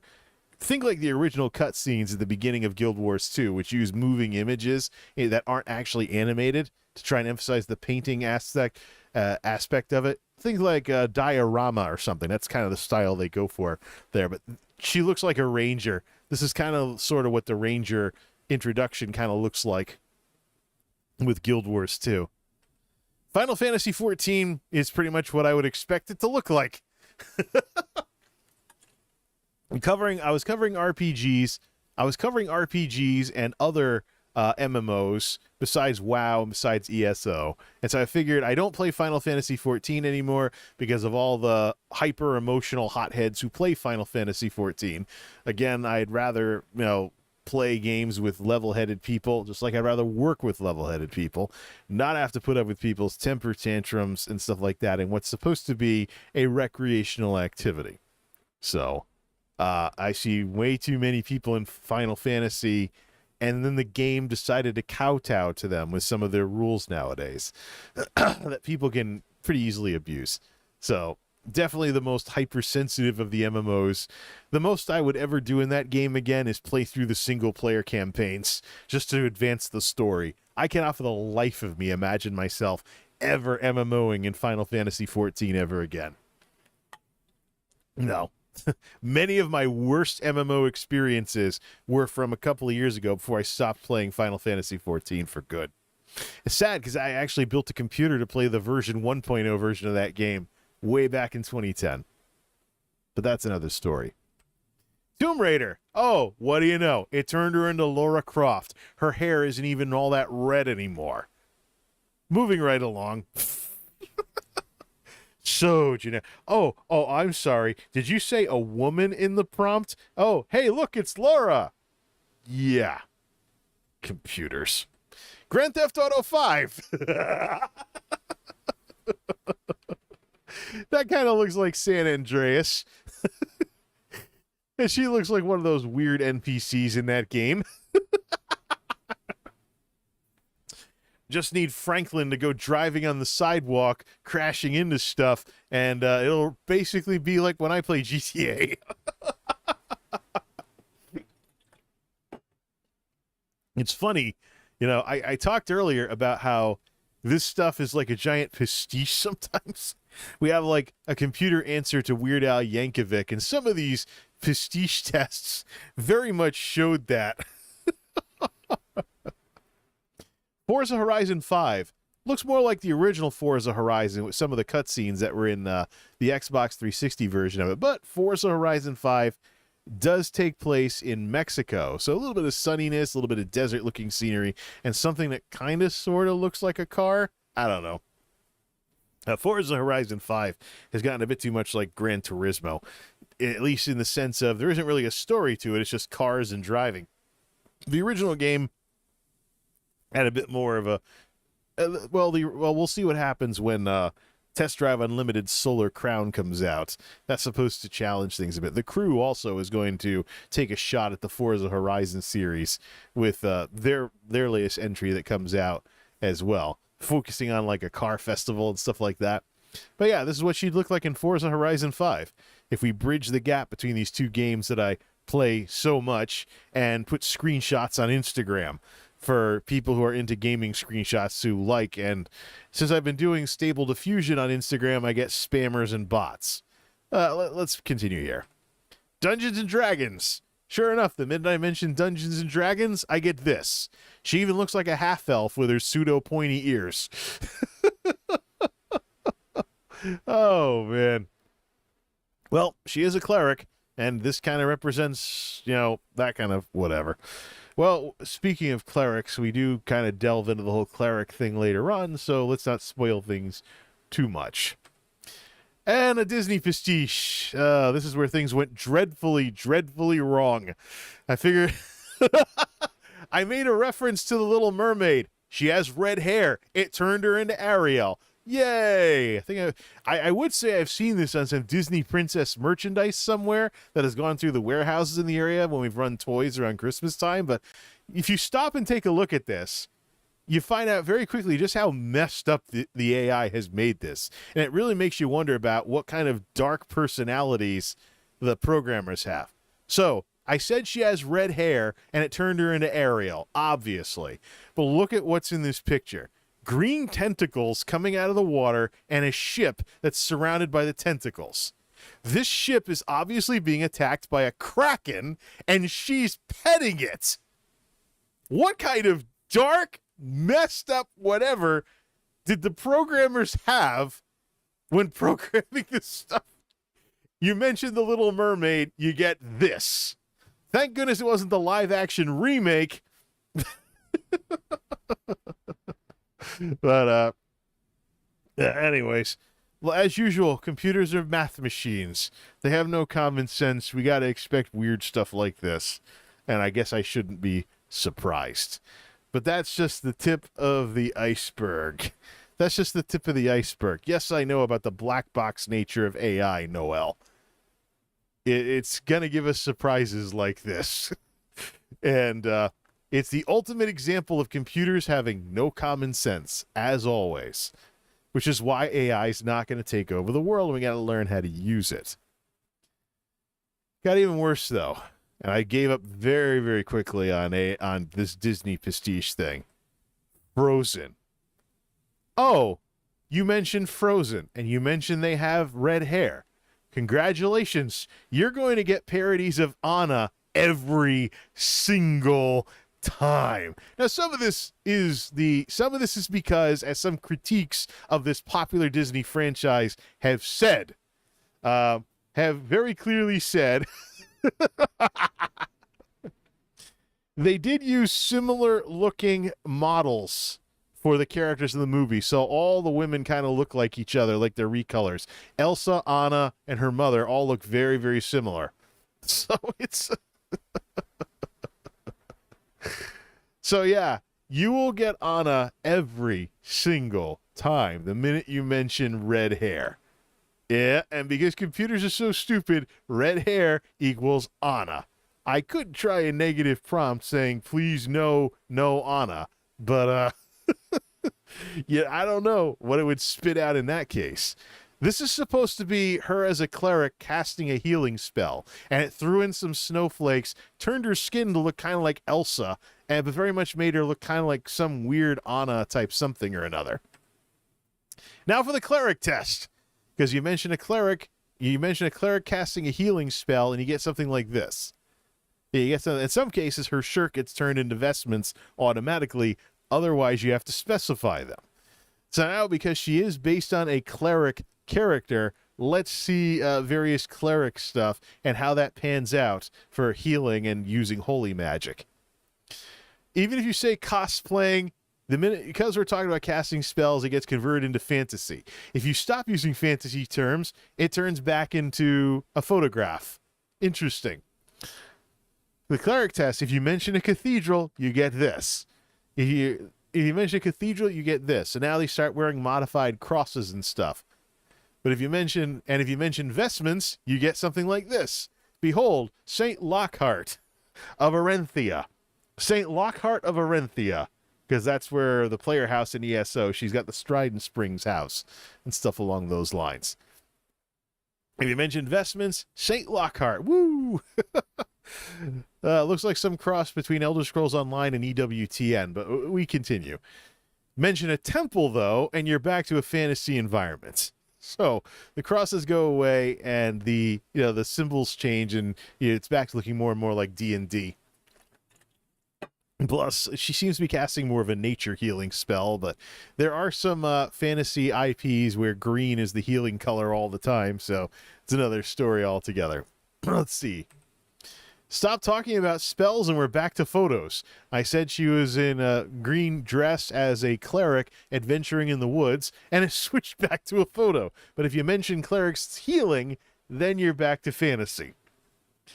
Mention adventuring, though, and it went back to fantasy art. So I guess walking in the woods is this, but adventuring in the woods switches back to this. It's fun to play around with prompts. It's fun to play around with prompts and learn the syntax. Just like making an SQL query, you got to have your ands and your ors and your nots. But hey, yeah, she does look like a traveling cleric, though.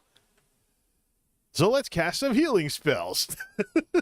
Sometimes there's a spell book, sometimes there isn't. Sometimes you feel like a nut, sometimes you don't. All right. The Cleric Test, Elder Scrolls Online. We're back to Elder Scrolls Online's style, similar to before we said a cleric in Elder Scrolls Online. This looks like something. This looks like something that could pass as something from the game. Final Fantasy. That actually looks like that spot in the not Heaven's Word expansion, the Stormblood expansion. That looks like Mongolia. That's patterned after Mongolia. So, you mentioned Final Fantasy, you get this. Guild Wars 2. A bit more of a painting type style. Very similar to the Ranger picture we saw earlier, but at least her spell is gold instead of green. But this does look similar to Guild Wars 2, but less like the promo work, stuff like that. Still more of a painterly style and everything. And World of Warcraft turned her into a blood elf again. Unfortunately, casting too many heals destroys your hand. And that spell she's casting looks like a messed up Naru. So the computer isn't quite there yet with interpreting stuff from WoW. The way a person would. This actually makes her look more like a warlock. There's that buff like demon armor or something, or no, fell armor that looks kind of like that. But I mentioned World of Warcraft and it turns into a blood elf. Why? Because she has red hair? I have a red-haired version of her character in World of Warcraft that's a human monk. Doesn't have to be blood elves all the time. Zelda, big surprise. And what happened to those hands? The reason why computers struggle with this is because of how inherently complex hands are in the first place. So it's one of those things. Human hands and everything that human hands do is going to lend itself to the calculations and everything being a lot more complex as a result. It's stuff along those lines. So let's see here. Yeah, so Zelda. At least it didn't turn her into a Skyward Sword character. But for these, I'm basically saying cleric casting a healing spell and just changing the game. Hogwarts Legacy. Now, the interesting thing about Hogwarts Legacy is it's easy to misspell them because you might want to put an apostrophe with Hogwarts. But this does look kind of like Hogwarts. Looks like fan art, stuff along those lines. But with or without the apostrophe, you still get the right stuff. Harry Potter-ish looking, cartoony looking stuff. It's stuff along those lines. Fortnite. Not that there's any clerics casting healing spells in Fortnite. Maybe there are with some add-on or some crossover content I don't know about. But I figured I'd type Fortnite one last time. Rest in peace, Unreal Tournament. And of course, Minecraft. If Minecraft had clerics casting healing spells.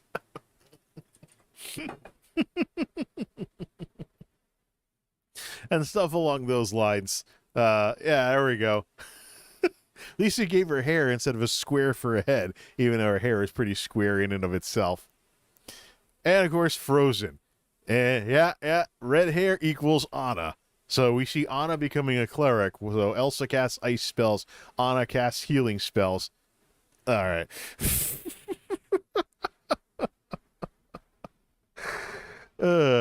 Of course, the art style of Frozen being very similar is part of the reason for this. You can't blame the computer for the source material being a little too look-alike-ish. If you type in real life, and you still get fantasy because you mentioned casting spells. I was hoping the computer would spit out some like special effects scene from a movie looking like a Dungeons and Dragons movie. But, yeah, okay, some more fan art. Sci-fi clerics work, though. Here's Tron. This is what casting a healing spell would look like in Tron. If Tron were a fantasy type thing instead of sci-fi.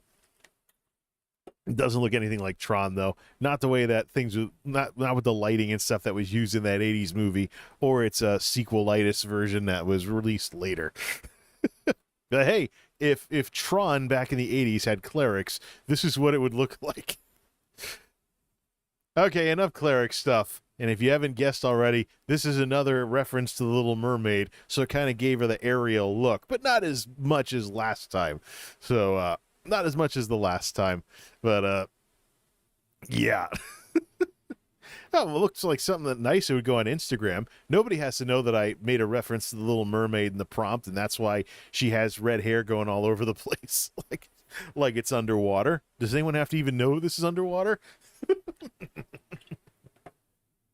All right, the next test is welcome back to real life. Now, there's a nice, friendly, warm selfie. Welcome home, my dear. Supper's ready. I decided to go with something more time related.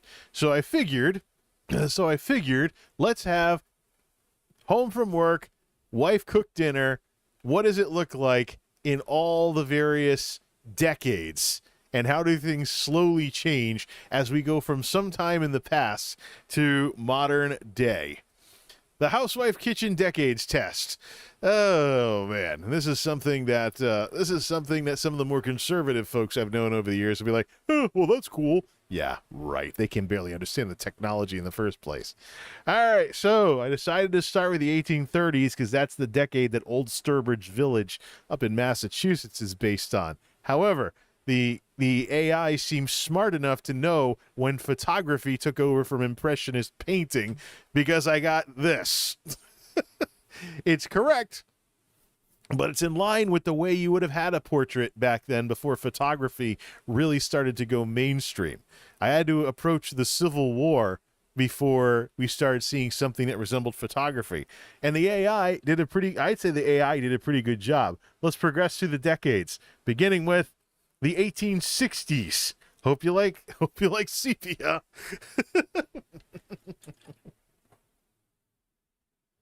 The 1860s. Oh yeah. Yeah. Well, early photography.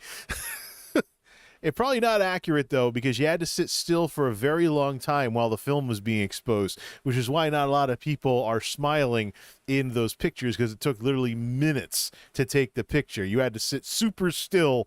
You had to sit super still for a long time. So that's why they just sat there super still for a long time and didn't smile most of the time. I specified that she was smiling though, so we'll assume her ancestor here was able to hold a smile for that long. But it's interesting to see how the old picture versus colorizing thing panned out as we approach modern day. 1870s, we see a little bit of colorizing in there. It's starting to look like a little bit of colorizing in there. I'm not too familiar on color photography when that first started really taking off, but I do have a black and white photo of my great-great-grandfather trying out photography with his wife and my 5-year-old great-grandfather back in the end of the 1800s, or around the beginning of the 1900s. My great-grandfather was born in 1895, so for him to be a little toddler would have had to have been close to around 1900 or so. But yeah, 1870s AI is colorizing it a bit. Doesn't look like a kitchen though. Looks like Little House on the Prairie. Dr. Quinn, Medicine Woman. 1880s. Now we're cooking. So the kitchen came back. For 1880s. It is cool, though, seeing these things in color and establishing, what it looked like back then, or some other art style from the period. Like I also, for example, I did like medieval people eating hot dogs or something as the prompt, and got woodcuts and paintings very similar to the way they would have been around the time the printing press was invented. So very, very cool that the model picks that up at least. It's fun when you see a little bit of humanity in the ones and zeros with these things. 1890s start to look more like the 20th century. This is a little bit similar to Old Sturbridge Village, but it's way too new. Well, the dress seems to look like that anyways, but it's way too new. Plus, where's the bonnet? So a lot of people in OSV wear bonnets because there's no sunscreen back then. If you're going to be out picking stuff in the garden and whatnot, you don't want to get sunburned in the summer. And guys had those big farmer hats too and stuff along those lines. Let's approach the 1900s. This looks kind of cool. This actually looks similar to, this actually does look similar to what my great-grandparents would have worked with. I don't know where it draws up the ideas of what kitchens and stuff looked like through the various decades, but I picked kitchens because I figured that would be consistent enough to have a lot of, I figured that there'd be enough source material from photographs and stuff that were scanned in, or in other words, imported into the model in order for this to pick up some stuff and be able to work with it really well. But the progression is there, and the style changes are there as well. The 1910s, it's cool to see stuff like this in color. Cool to see stuff like this in color. Oh, did you hear the Titanic sank? Oh, did you hear World War I broke out? So it is kind of cool to see these kinds of things. And just think, oh, yeah, imagine what things would have been like that. I wouldn't have wanted to have been around back then, though. That's just way too early for me. I kind of like stuff that's more from the late 20th century minimum that didn't, now that it exists. So let's see here. 1920s, heading to my grandparents' time. I was hoping to see flapper types looking stuff here. It looks like it kind of sort of got it and whatnot. Styles were very, very different in the 1920s. Very, very different in the 1920s in the way they are today. So, and of course, the Victorian influence as well, coming out of the 1800s, was also in play with fashions and other things along those lines. Okay, so there's our Roaring 20s thing here. Advance to the 30s, and I'm starting to see some of the beginnings of styles that are closer to World War II and the 50s even in the post-war period. There are some pictures I've seen of my grandparents when my grandfather was serving in the U.S. Army during World War II and taking my grandmother out to some soldiers type thing or something where they were on leave. They were on leave or something like that, and they got to go have some fun for a bit, and they all went dancing. So it is cool to see these things in color, though.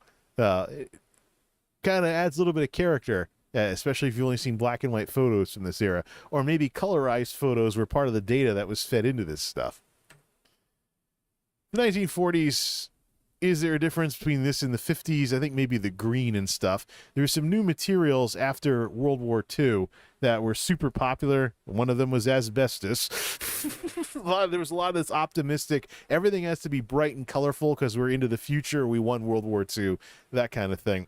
But I do see a bit of World War II-ish fashion in the hairdo. Definitely gives it away. 50s. Yeah, that looks like 50s, all right. There's a picture of my grandmother and a bunch of other folks in the family hanging out at a house in the 50s, and they're all wearing stuff like that. My dad had a lot of pictures. He was like, I'm not going to do anything with these ever again. You want to scan them? Otherwise, I'm throwing them out. I'm like, don't throw those out. So I have a whole bunch of pictures to put through my scanner now and digitize them for the family. That's a project that I've had on the back burner for years now at this point. Technology will start to enter more, but most of this stuff didn't start to become mainstream until the mid-50s. Yeah, I think major appliances and other big stuff cost more back then, too. I was doing some price comparisons between when my dad was in his 20s in the 70s and when I was in my 20s in the 2000s to see how things change with our throwaway society these days. Oh, God, we have a whole bunch of scanned. Don't remind me. Well, not only do I have stuff to scan, but I have those old 70s and 80s scrapbooks with thick, thick pages for the pictures that are too heavy and take up way too much space. I got to put all those pictures into a binder and stuff. They didn't use the scrapbook for anything except gluing the pictures in place. But I've been meaning to standardize all that if I'm going to be the custodian of all these old pictures of my family from the 50s, 60s, 70s, and 80s. So, but yeah, this looks pretty 50s, all right. Except, it looks pretty 50s, all right, except no bullet bra or anything, or any of the other bizarre fashions and stuff. Maybe if I specify there was a refrigerator, it'd have one of those big bubble fridges they had back then, or something along those lines. 60s, yeah, it looks kind of hippie-ish. I've seen some poofy hairstyles like that from the 60s.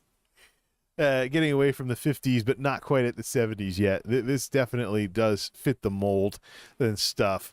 And actually, I wonder if television, with some of those first color shows in the 60s, like the ones from TV Land and stuff, might have influenced the way this was generated. And this does look kind of like something from TV Land. So, man, how long has it been since I've watched a TV Land show? Many, many years. Used to watch a lot of I Dream of Jeannie and Bewitched. The 70s is right on the nose with the earth tones, and at least it's brown and not orange. But if you look at catalogs and Sears catalogs and style catalogs from the 70s were the earth tone era, and some colors here and there hinting at what was to come in the 80s. But this hairstyle actually reminds me of the Amityville Horror, the 70s version of it with the wife and the hairdo she has. Let's see here. Now everyone's favorite, the 80s. This looks like an 80s picture, not just because of the poofy hair, but it does look like a film picture that you might see of someone's parents or something along those lines. Although, unfortunately, although we can see that the computer is struggling with some of these appliances and cabinet doors. But at least it's not someone with 50 bazillion fingers this time. But I have seen pictures of folks as moms and stuff. This was my mom in the 80s. Do I look as good as she did? I've seen that on Facebook. So, and this definitely looks like a film picture from then. 90s, bye-bye big hair. And I guess that kind of counts. I guess that kind of counts for what a kitchen would look like back then with some leftover stuff from prior decades. I know my folks sure did some experimenting. They even had this black and white lattice work flooring where it was white lines in a square across black on the flooring, and if you stared at it the right way, you'd see gray dots where the lines crossed. It was like one of those optical illusions. I used to lay on the floor in the kitchen as a kid and make those gray dots appear. It's crazy how much stuff from the 90s is still commonplace, says Noel. Microwaves actually peaked in the 90s. The innovation hasn't really been there. I picked up a Galans recently, which incorporates microwave, air fryer, convection, toaster oven type stuff, and things along those lines into something resembling a 900-watt microwave.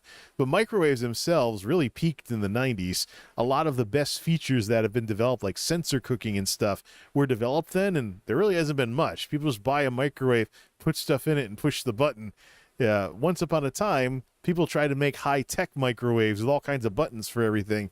I guess, people kind of got sick of it or whatever.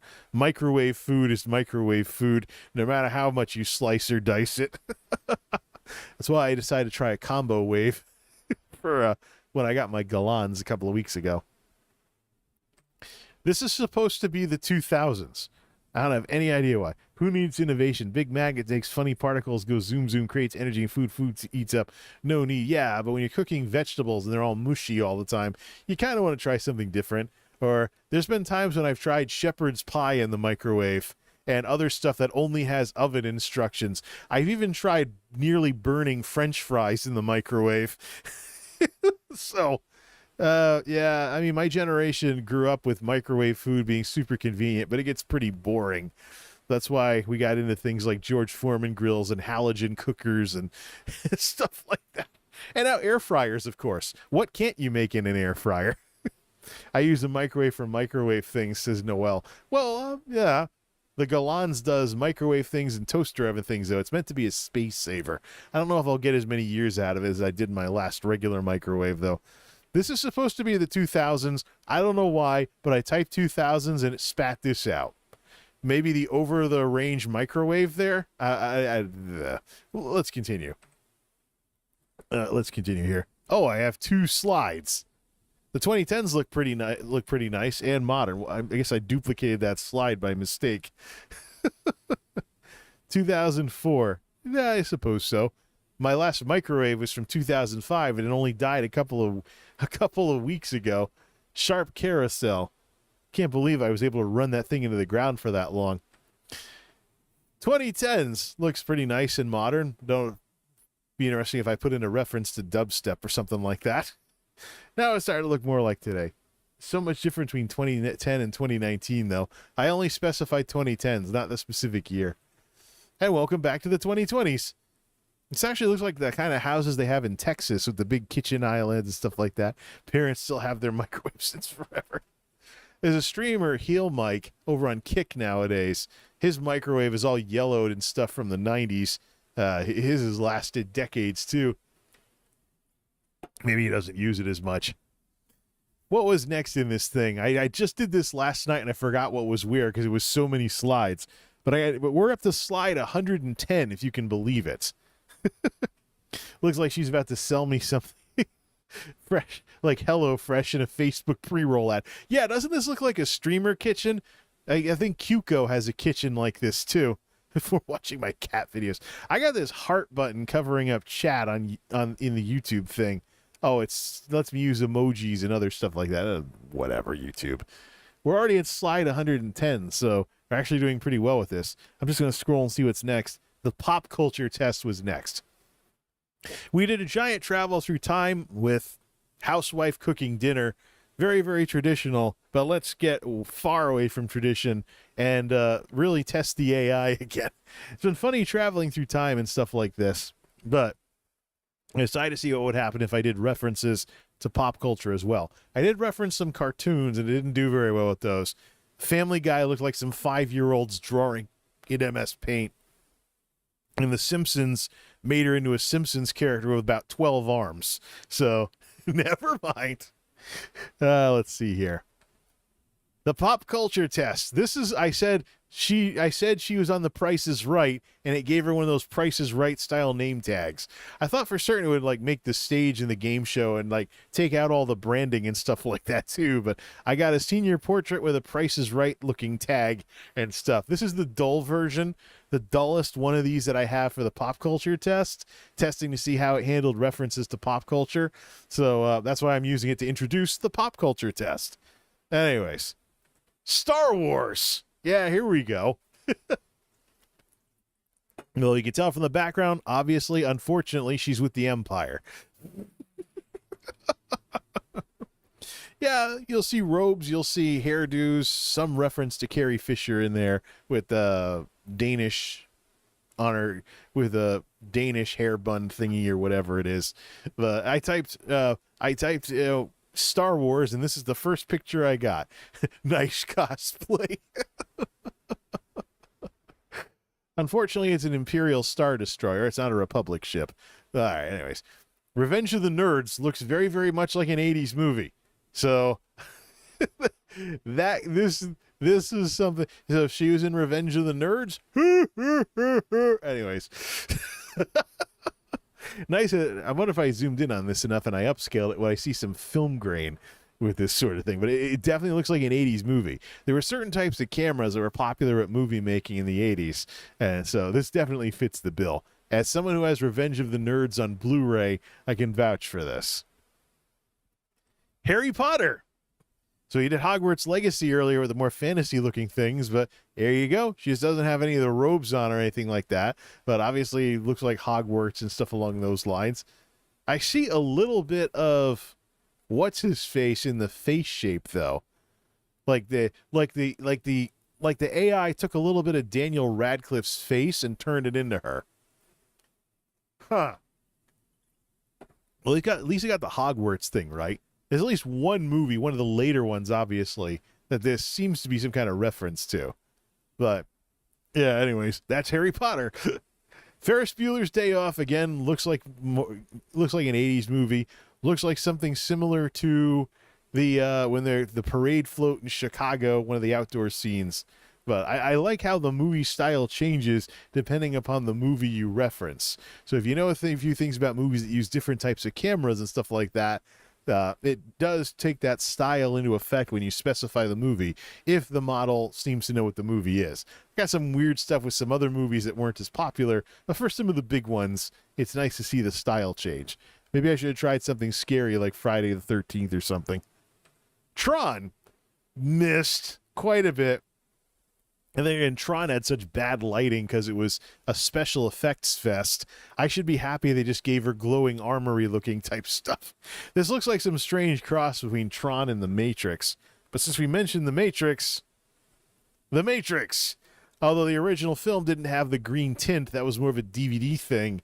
Many of us, The Matrix was our introduction to DVD, so that's what we're familiar with. Where's Agent Smith, though?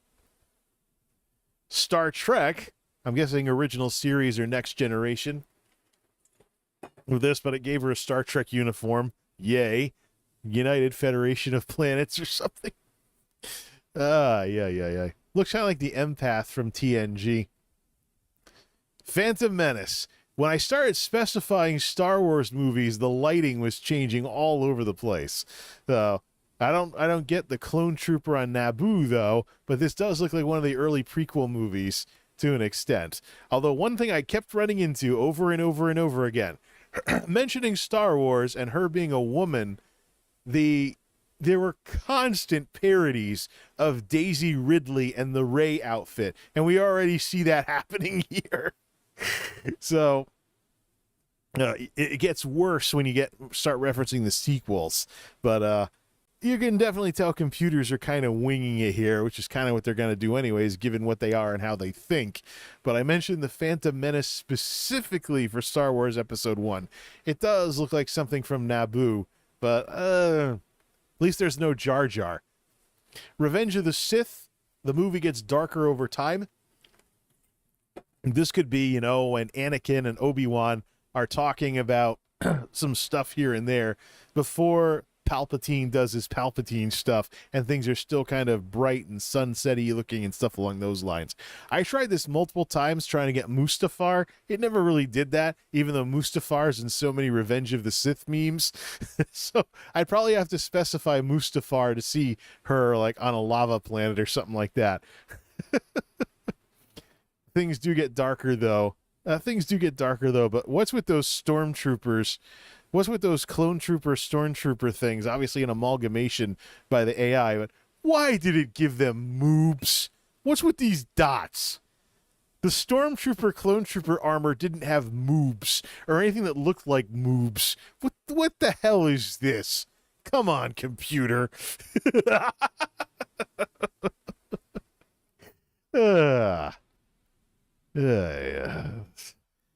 The Force Awakens at least kept her. I mentioned The Force Awakens, and it kind of looks more like the island on The Last Jedi. You don't see any porgs or anything.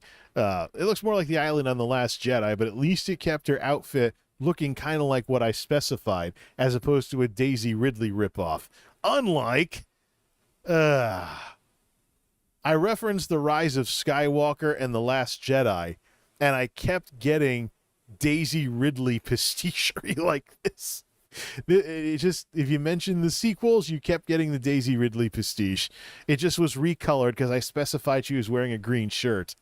So, yeah, this is what she looked. Obviously, this is a reference to the battle in The Last Jedi, the huge lightsaber battle in The Last Jedi when they're taking down Snoke. But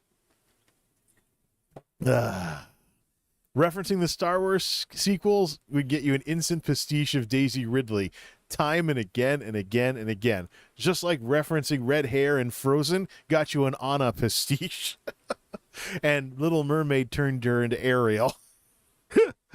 I should do some more fiddling. With this service and see if I can get the AI to do even weirder things, maybe with people with different hair colors. I want to see if I can get it to display my main character as accurately as it was able to display her in the senior portrait. By the way, the face is changing too, but I mean, comes with the turf. This is computers we're talking about. Multi-person tests. This is where things got really interesting because the grammar of your sentence didn't work. The grammar of the sentence didn't seem to work the way that I thought it would work. So I said she was a cleric. And the guy she was with was a paladin, and it put them both in plate armor. This is going to be a problem. Get used to it. The AI really struggles with who's wearing what. I said she was a cleric wearing green, and the guy was a paladin wearing blue armor, and it reversed the armor and gave him a dorky-looking Kokiri sword thingy that... or maybe he's a rogue. DJ's like messing with AI art. Yeah, we're trying to teach computers how to be human, and it's interesting to see how...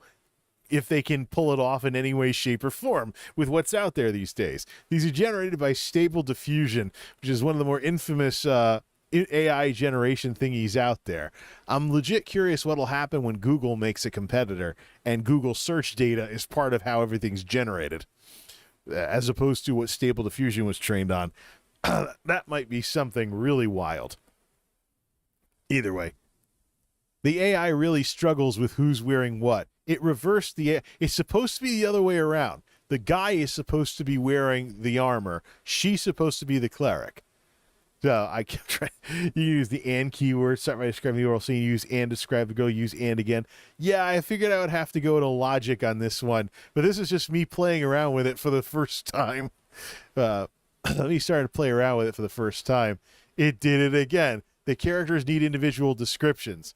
If you don't describe them individually, it keeps constantly assuming that the other character is similar to the one you actually put a description on for. So the guy gets red hair like she has red hair. They almost look like siblings. That could be your brother for all I know. I specified he had brown hair, but it didn't make it brown enough, and it still reversed the colors. If you type sentences with periods, it splits the picture. I tried to keep it, got the colors right, but it split the picture. And yes, this is me banging and crashing my way into this, having never done it before. I mean, when this stuff is ready for prime time to go mainstream, like all the people are scared of, you should be able to just type plain English into it and the computer will figure it out. Until then, if you have to type computerese, it's not there yet, which is something I expect from computers. Let's see here. I said show her mom, and it gave her a daughter. I specified cleric casting a healing spell with her mom.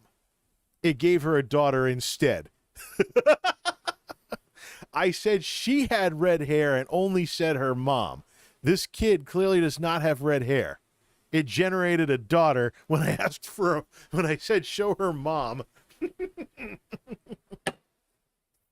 Maybe because I said mom, we're talking like some motherly type something or another here, and it went with that. But the AI needs a little more work with that. I typed husband, give her a husband, and it looks like her dad. And she looks like his daughter. Plus, how come when I mention that she's a cleric, guys have to constantly look like somewhere between Qui-Gon Jinn and Jesus? Like,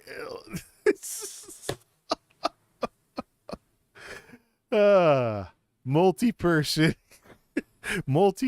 prompts require special handling. We continue. The AI creates extras if you pluralize the people. If you say she's around people, it gets random and stuff like that.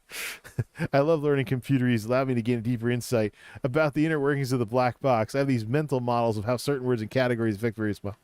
We got another fear. It's going to be another 15 years till AI takes over the art world. Well, no, I mean, as you can see from this messed up hand with this finger sausage here, computers have no common sense, and it shows up very, very clearly. Very, very clearly.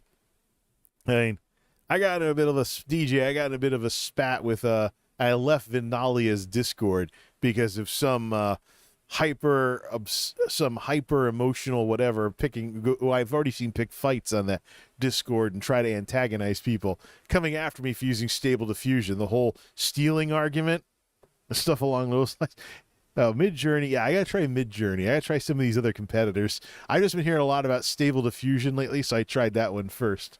The AI creates extras if you pluralize the people, so they're like extras in a movie. It gets interesting, though, what it assumes based on what the context is. All right, let's get away from this finger sausage, whatever that hand is there. If you say her fellow clerics, it assumed they were dudes. And what's with this guy? Hey, you're a priest. You probably took a vow of celibacy. Back off, monk. I said she was casting a healing spell with her fellow clerics, and it made a bunch of dudes. I didn't even specify cathedral or temple this time. I said she's a cleric casting a healing spell with her fellow clerics. And it surrounds her with dudes. And it pulls from Catholic art, even though I didn't specify any. Even though I said cleric as opposed to priest or something like that. But priest isn't inherently Christian either. There have been priests elsewhere as well throughout the years. But, all right. So I specified female clerics, and I get this. There we go. There's her sisters. There's her sisters properly being represented there. So this is like a cleric test with multiple people. But this is computers and the lack of common sense. You learn about computers' lack of common sense via trial and error like this and learning the logic and the other stuff as you go. And this was basically my first draft. Never had played with image generating AI before, so it was fun to go barreling into this and see what did what. So I specified D&D, and then it switched to a fantasy setting, as opposed to church art and stuff. You can specify. I did some other tests. I did test some other stuff with some folks who were chuckling about it, who were involved in churches. You can specify art styles like an Eastern Orthodox icon and stuff like that, or a mosaic. You can specify art styles to get things in a certain style. That was pretty fun. And if you specify certain times in history, it pulls an art style appropriate to that. Like I mentioned earlier, around the time the printing press was invented, medieval times. You mentioned something from back then, it may give you a woodcut or a painting. But seeing woodcuts show up was really cool. That was the style of art that was made popular by the printing press because they put ink on the woodcut and they'd make multiple copies of it. Basically, one of the world's first versions of mass-produced graphics. I said heal a knight, not that she's the knight. Once again, lack of common sense on the computer's part. I said she was a cleric casting a healing spell, healing a knight, and somehow it turned her into the knight and gave her plate armor. There are some clerics that wear plate and she does still have a staff. So there are some clerics in D&D that play that wear plate, so it's not the worst thing in the world. So I tried again. Computers are so stubborn. Except it gave the knight moves. What the? Come on, computer. I said a knight. We could be talking like Ferris from Final Fantasy V, who disguised herself as a pirate. So we could be talking something along those lines. But yeah. Either way, computers are so stubborn. It's because they don't have any common sense. Anywho, thanks for watching. This is actually the last slide. I did a crazy cat lady test where I took a look and generated pictures of her with cute cats. This is the one I kept for the slideshow. There's a whole bunch of these. I also did some other, as you've seen on Twitter. I've also did some other stuff with cats drinking beer and eating burgers and stuff. Just mishmashing all the art styles can give some really hilarious results. I definitely think that there is definitely some AI potential for satire and comedy and stuff like that. But it's interesting to note. What I did here. I started with IRL and it went back into fantasy artwork. This all began with, what would this ESO character look like in real life? Or if there was a live action movie or something. So it's interesting. I will be doing some stable diffusion stuff or some AI generated stuff over on Instagram if the spammers can stop spamming every single time I post anything. They're putting it in like aggregators and stuff along those lines. But Twitter X remains a good platform for graphics because you can upscale and view widescreen stuff. But Instagram, I definitely think I'll add that in, kind of like, it's not a game per se, but it is Multimedia J over on Instagram. And it is primarily for stuff I experiment with. I just don't have a lot of stuff to experiment with here. But that made for a 200 megabyte PowerPoint presentation with all those pictures. Oh, man. So as far as AI goes, let's catch up on the chat here. Any way to reach you on Discord or something along those lines? I basically do Instagram for sharing stuff. We went to 2 hours, 22 minutes with this kind of stuff, past 8 o'clock here at the Geek House. But It's just interesting. SDXL and Midjourney are pretty incredible getting things right 99% of the time. I'll have to keep an eye on this. This is largely me just tinkering with the technology and seeing what it can do, knowing what I know about computers and their usual lack of common sense, which showed up. It's pretty funny, though, to see computers do that stuff. Admit it. We all have a little bit of Turing test schadenfreude to all of us. No. I don't use Instagram like sharing stuff on Twitter. Too many peeps get their jimmies wrestled just at the thought of it existing. Too bad, it's the internet. There's always going to be people on the internet who live on the internet to get mad at stuff on the internet 24/7. It's been around for a long time. Many times these people are very easily messed with. You can get them to embarrass themselves very, very easily and say stupid stuff they regret saying because it's feelings over facts with them. So I've seen the people mobbing folks over on Instagram. I won't tag things as AI art, but I'll just casually say, hey, messing with Stable Diffusion, I got this. Might not even mention the keywords either. Let them find out on their own that it's AI art. But there's people out there and their entire life is getting mad at stuff on the internet and slacktivism and other stuff like that. And I'll just say, that's a self-correcting problem because they will make themselves miserable when they look back on their life at all the arguments they've had and how it's time and again, it's the same thing over and over and over again. You argue with someone on the internet, you all go back and forth for however long, you waste all that time, and then 9 times out of 10, you walk away from the computer believing what you believed in the first place. Some people, they figure this out sooner than others. Some people smarten up to it, some don't. But fundamentally, life's too short to get tied in knots because of stupid stuff that other people are doing. Internet or no internet. The new staff of the building is a seizure starter at nighttime, and I feel bad for the tenants living across from the X headquarters. We're getting pretty good. It's so slippery. Well, I'll tell you what. As far as Twitter X is concerned, before Elon Musk took over Twitter, even with the increased moderation from the old guard, Twitter was already a cesspool, a destroyed brand. Twitter was where the mobs would come from that would destroy your life. Twitter was where you'd find those unique people who think they're special that live on the internet. Twitter already was known for being toxic. It had devolved into that even before Musk took it over. Twitter, as far as I'm concerned, is a destroyed brand. The new X thing will take some getting used to, but I wouldn't be surprised if Elon Musk destroys Twitter in the process of trying to twist it into the image he wants for it. But no. These people who live on Twitter and they just go around getting mad at everything all day long, that's their problem.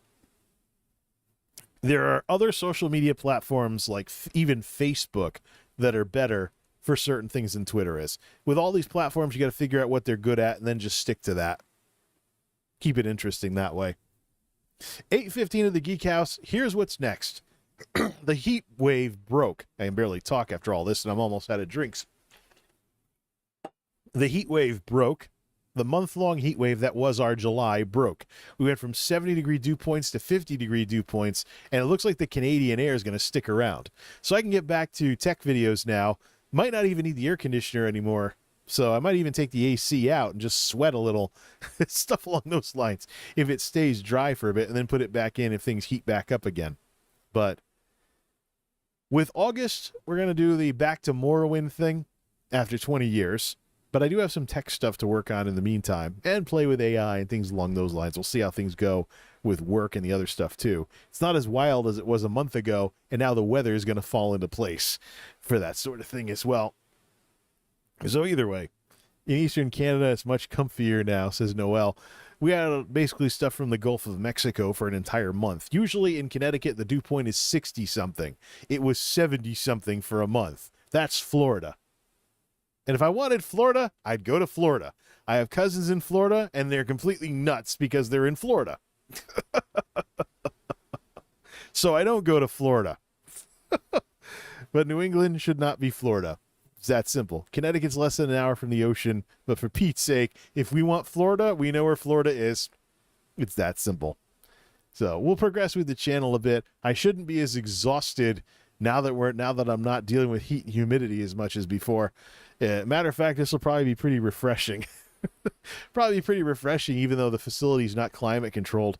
So we'll see what happens with the hours, the overtime, how the hand injuries are going, stuff along those lines. What pans out for all of this. But as far as this channel is concerned, I should be able to do more stuff if I'm not as exhausted now that the weather is not constantly against us over and over and over again. Although I did make the prediction that people would be shivering when we got back to weather like this. Let's see what happens with that. So, here comes August. This has been AI Captain, a joke based on Athene AI's, how his AI say I when it says AI. I think he might have fixed it by now, him, Reese, and the others. But had to have some fun with the joke, show how I fiddle around with Stable Diffusion, and deal with the chicken littles out there that think that AI is going to destroy the world. It is not. It is still computers. Computers have no common sense. That will always be their weakness, and that is the thing that the movies don't tell you. Till next time, this is Multimedia J signing off. Thanks for stopping by, and good night.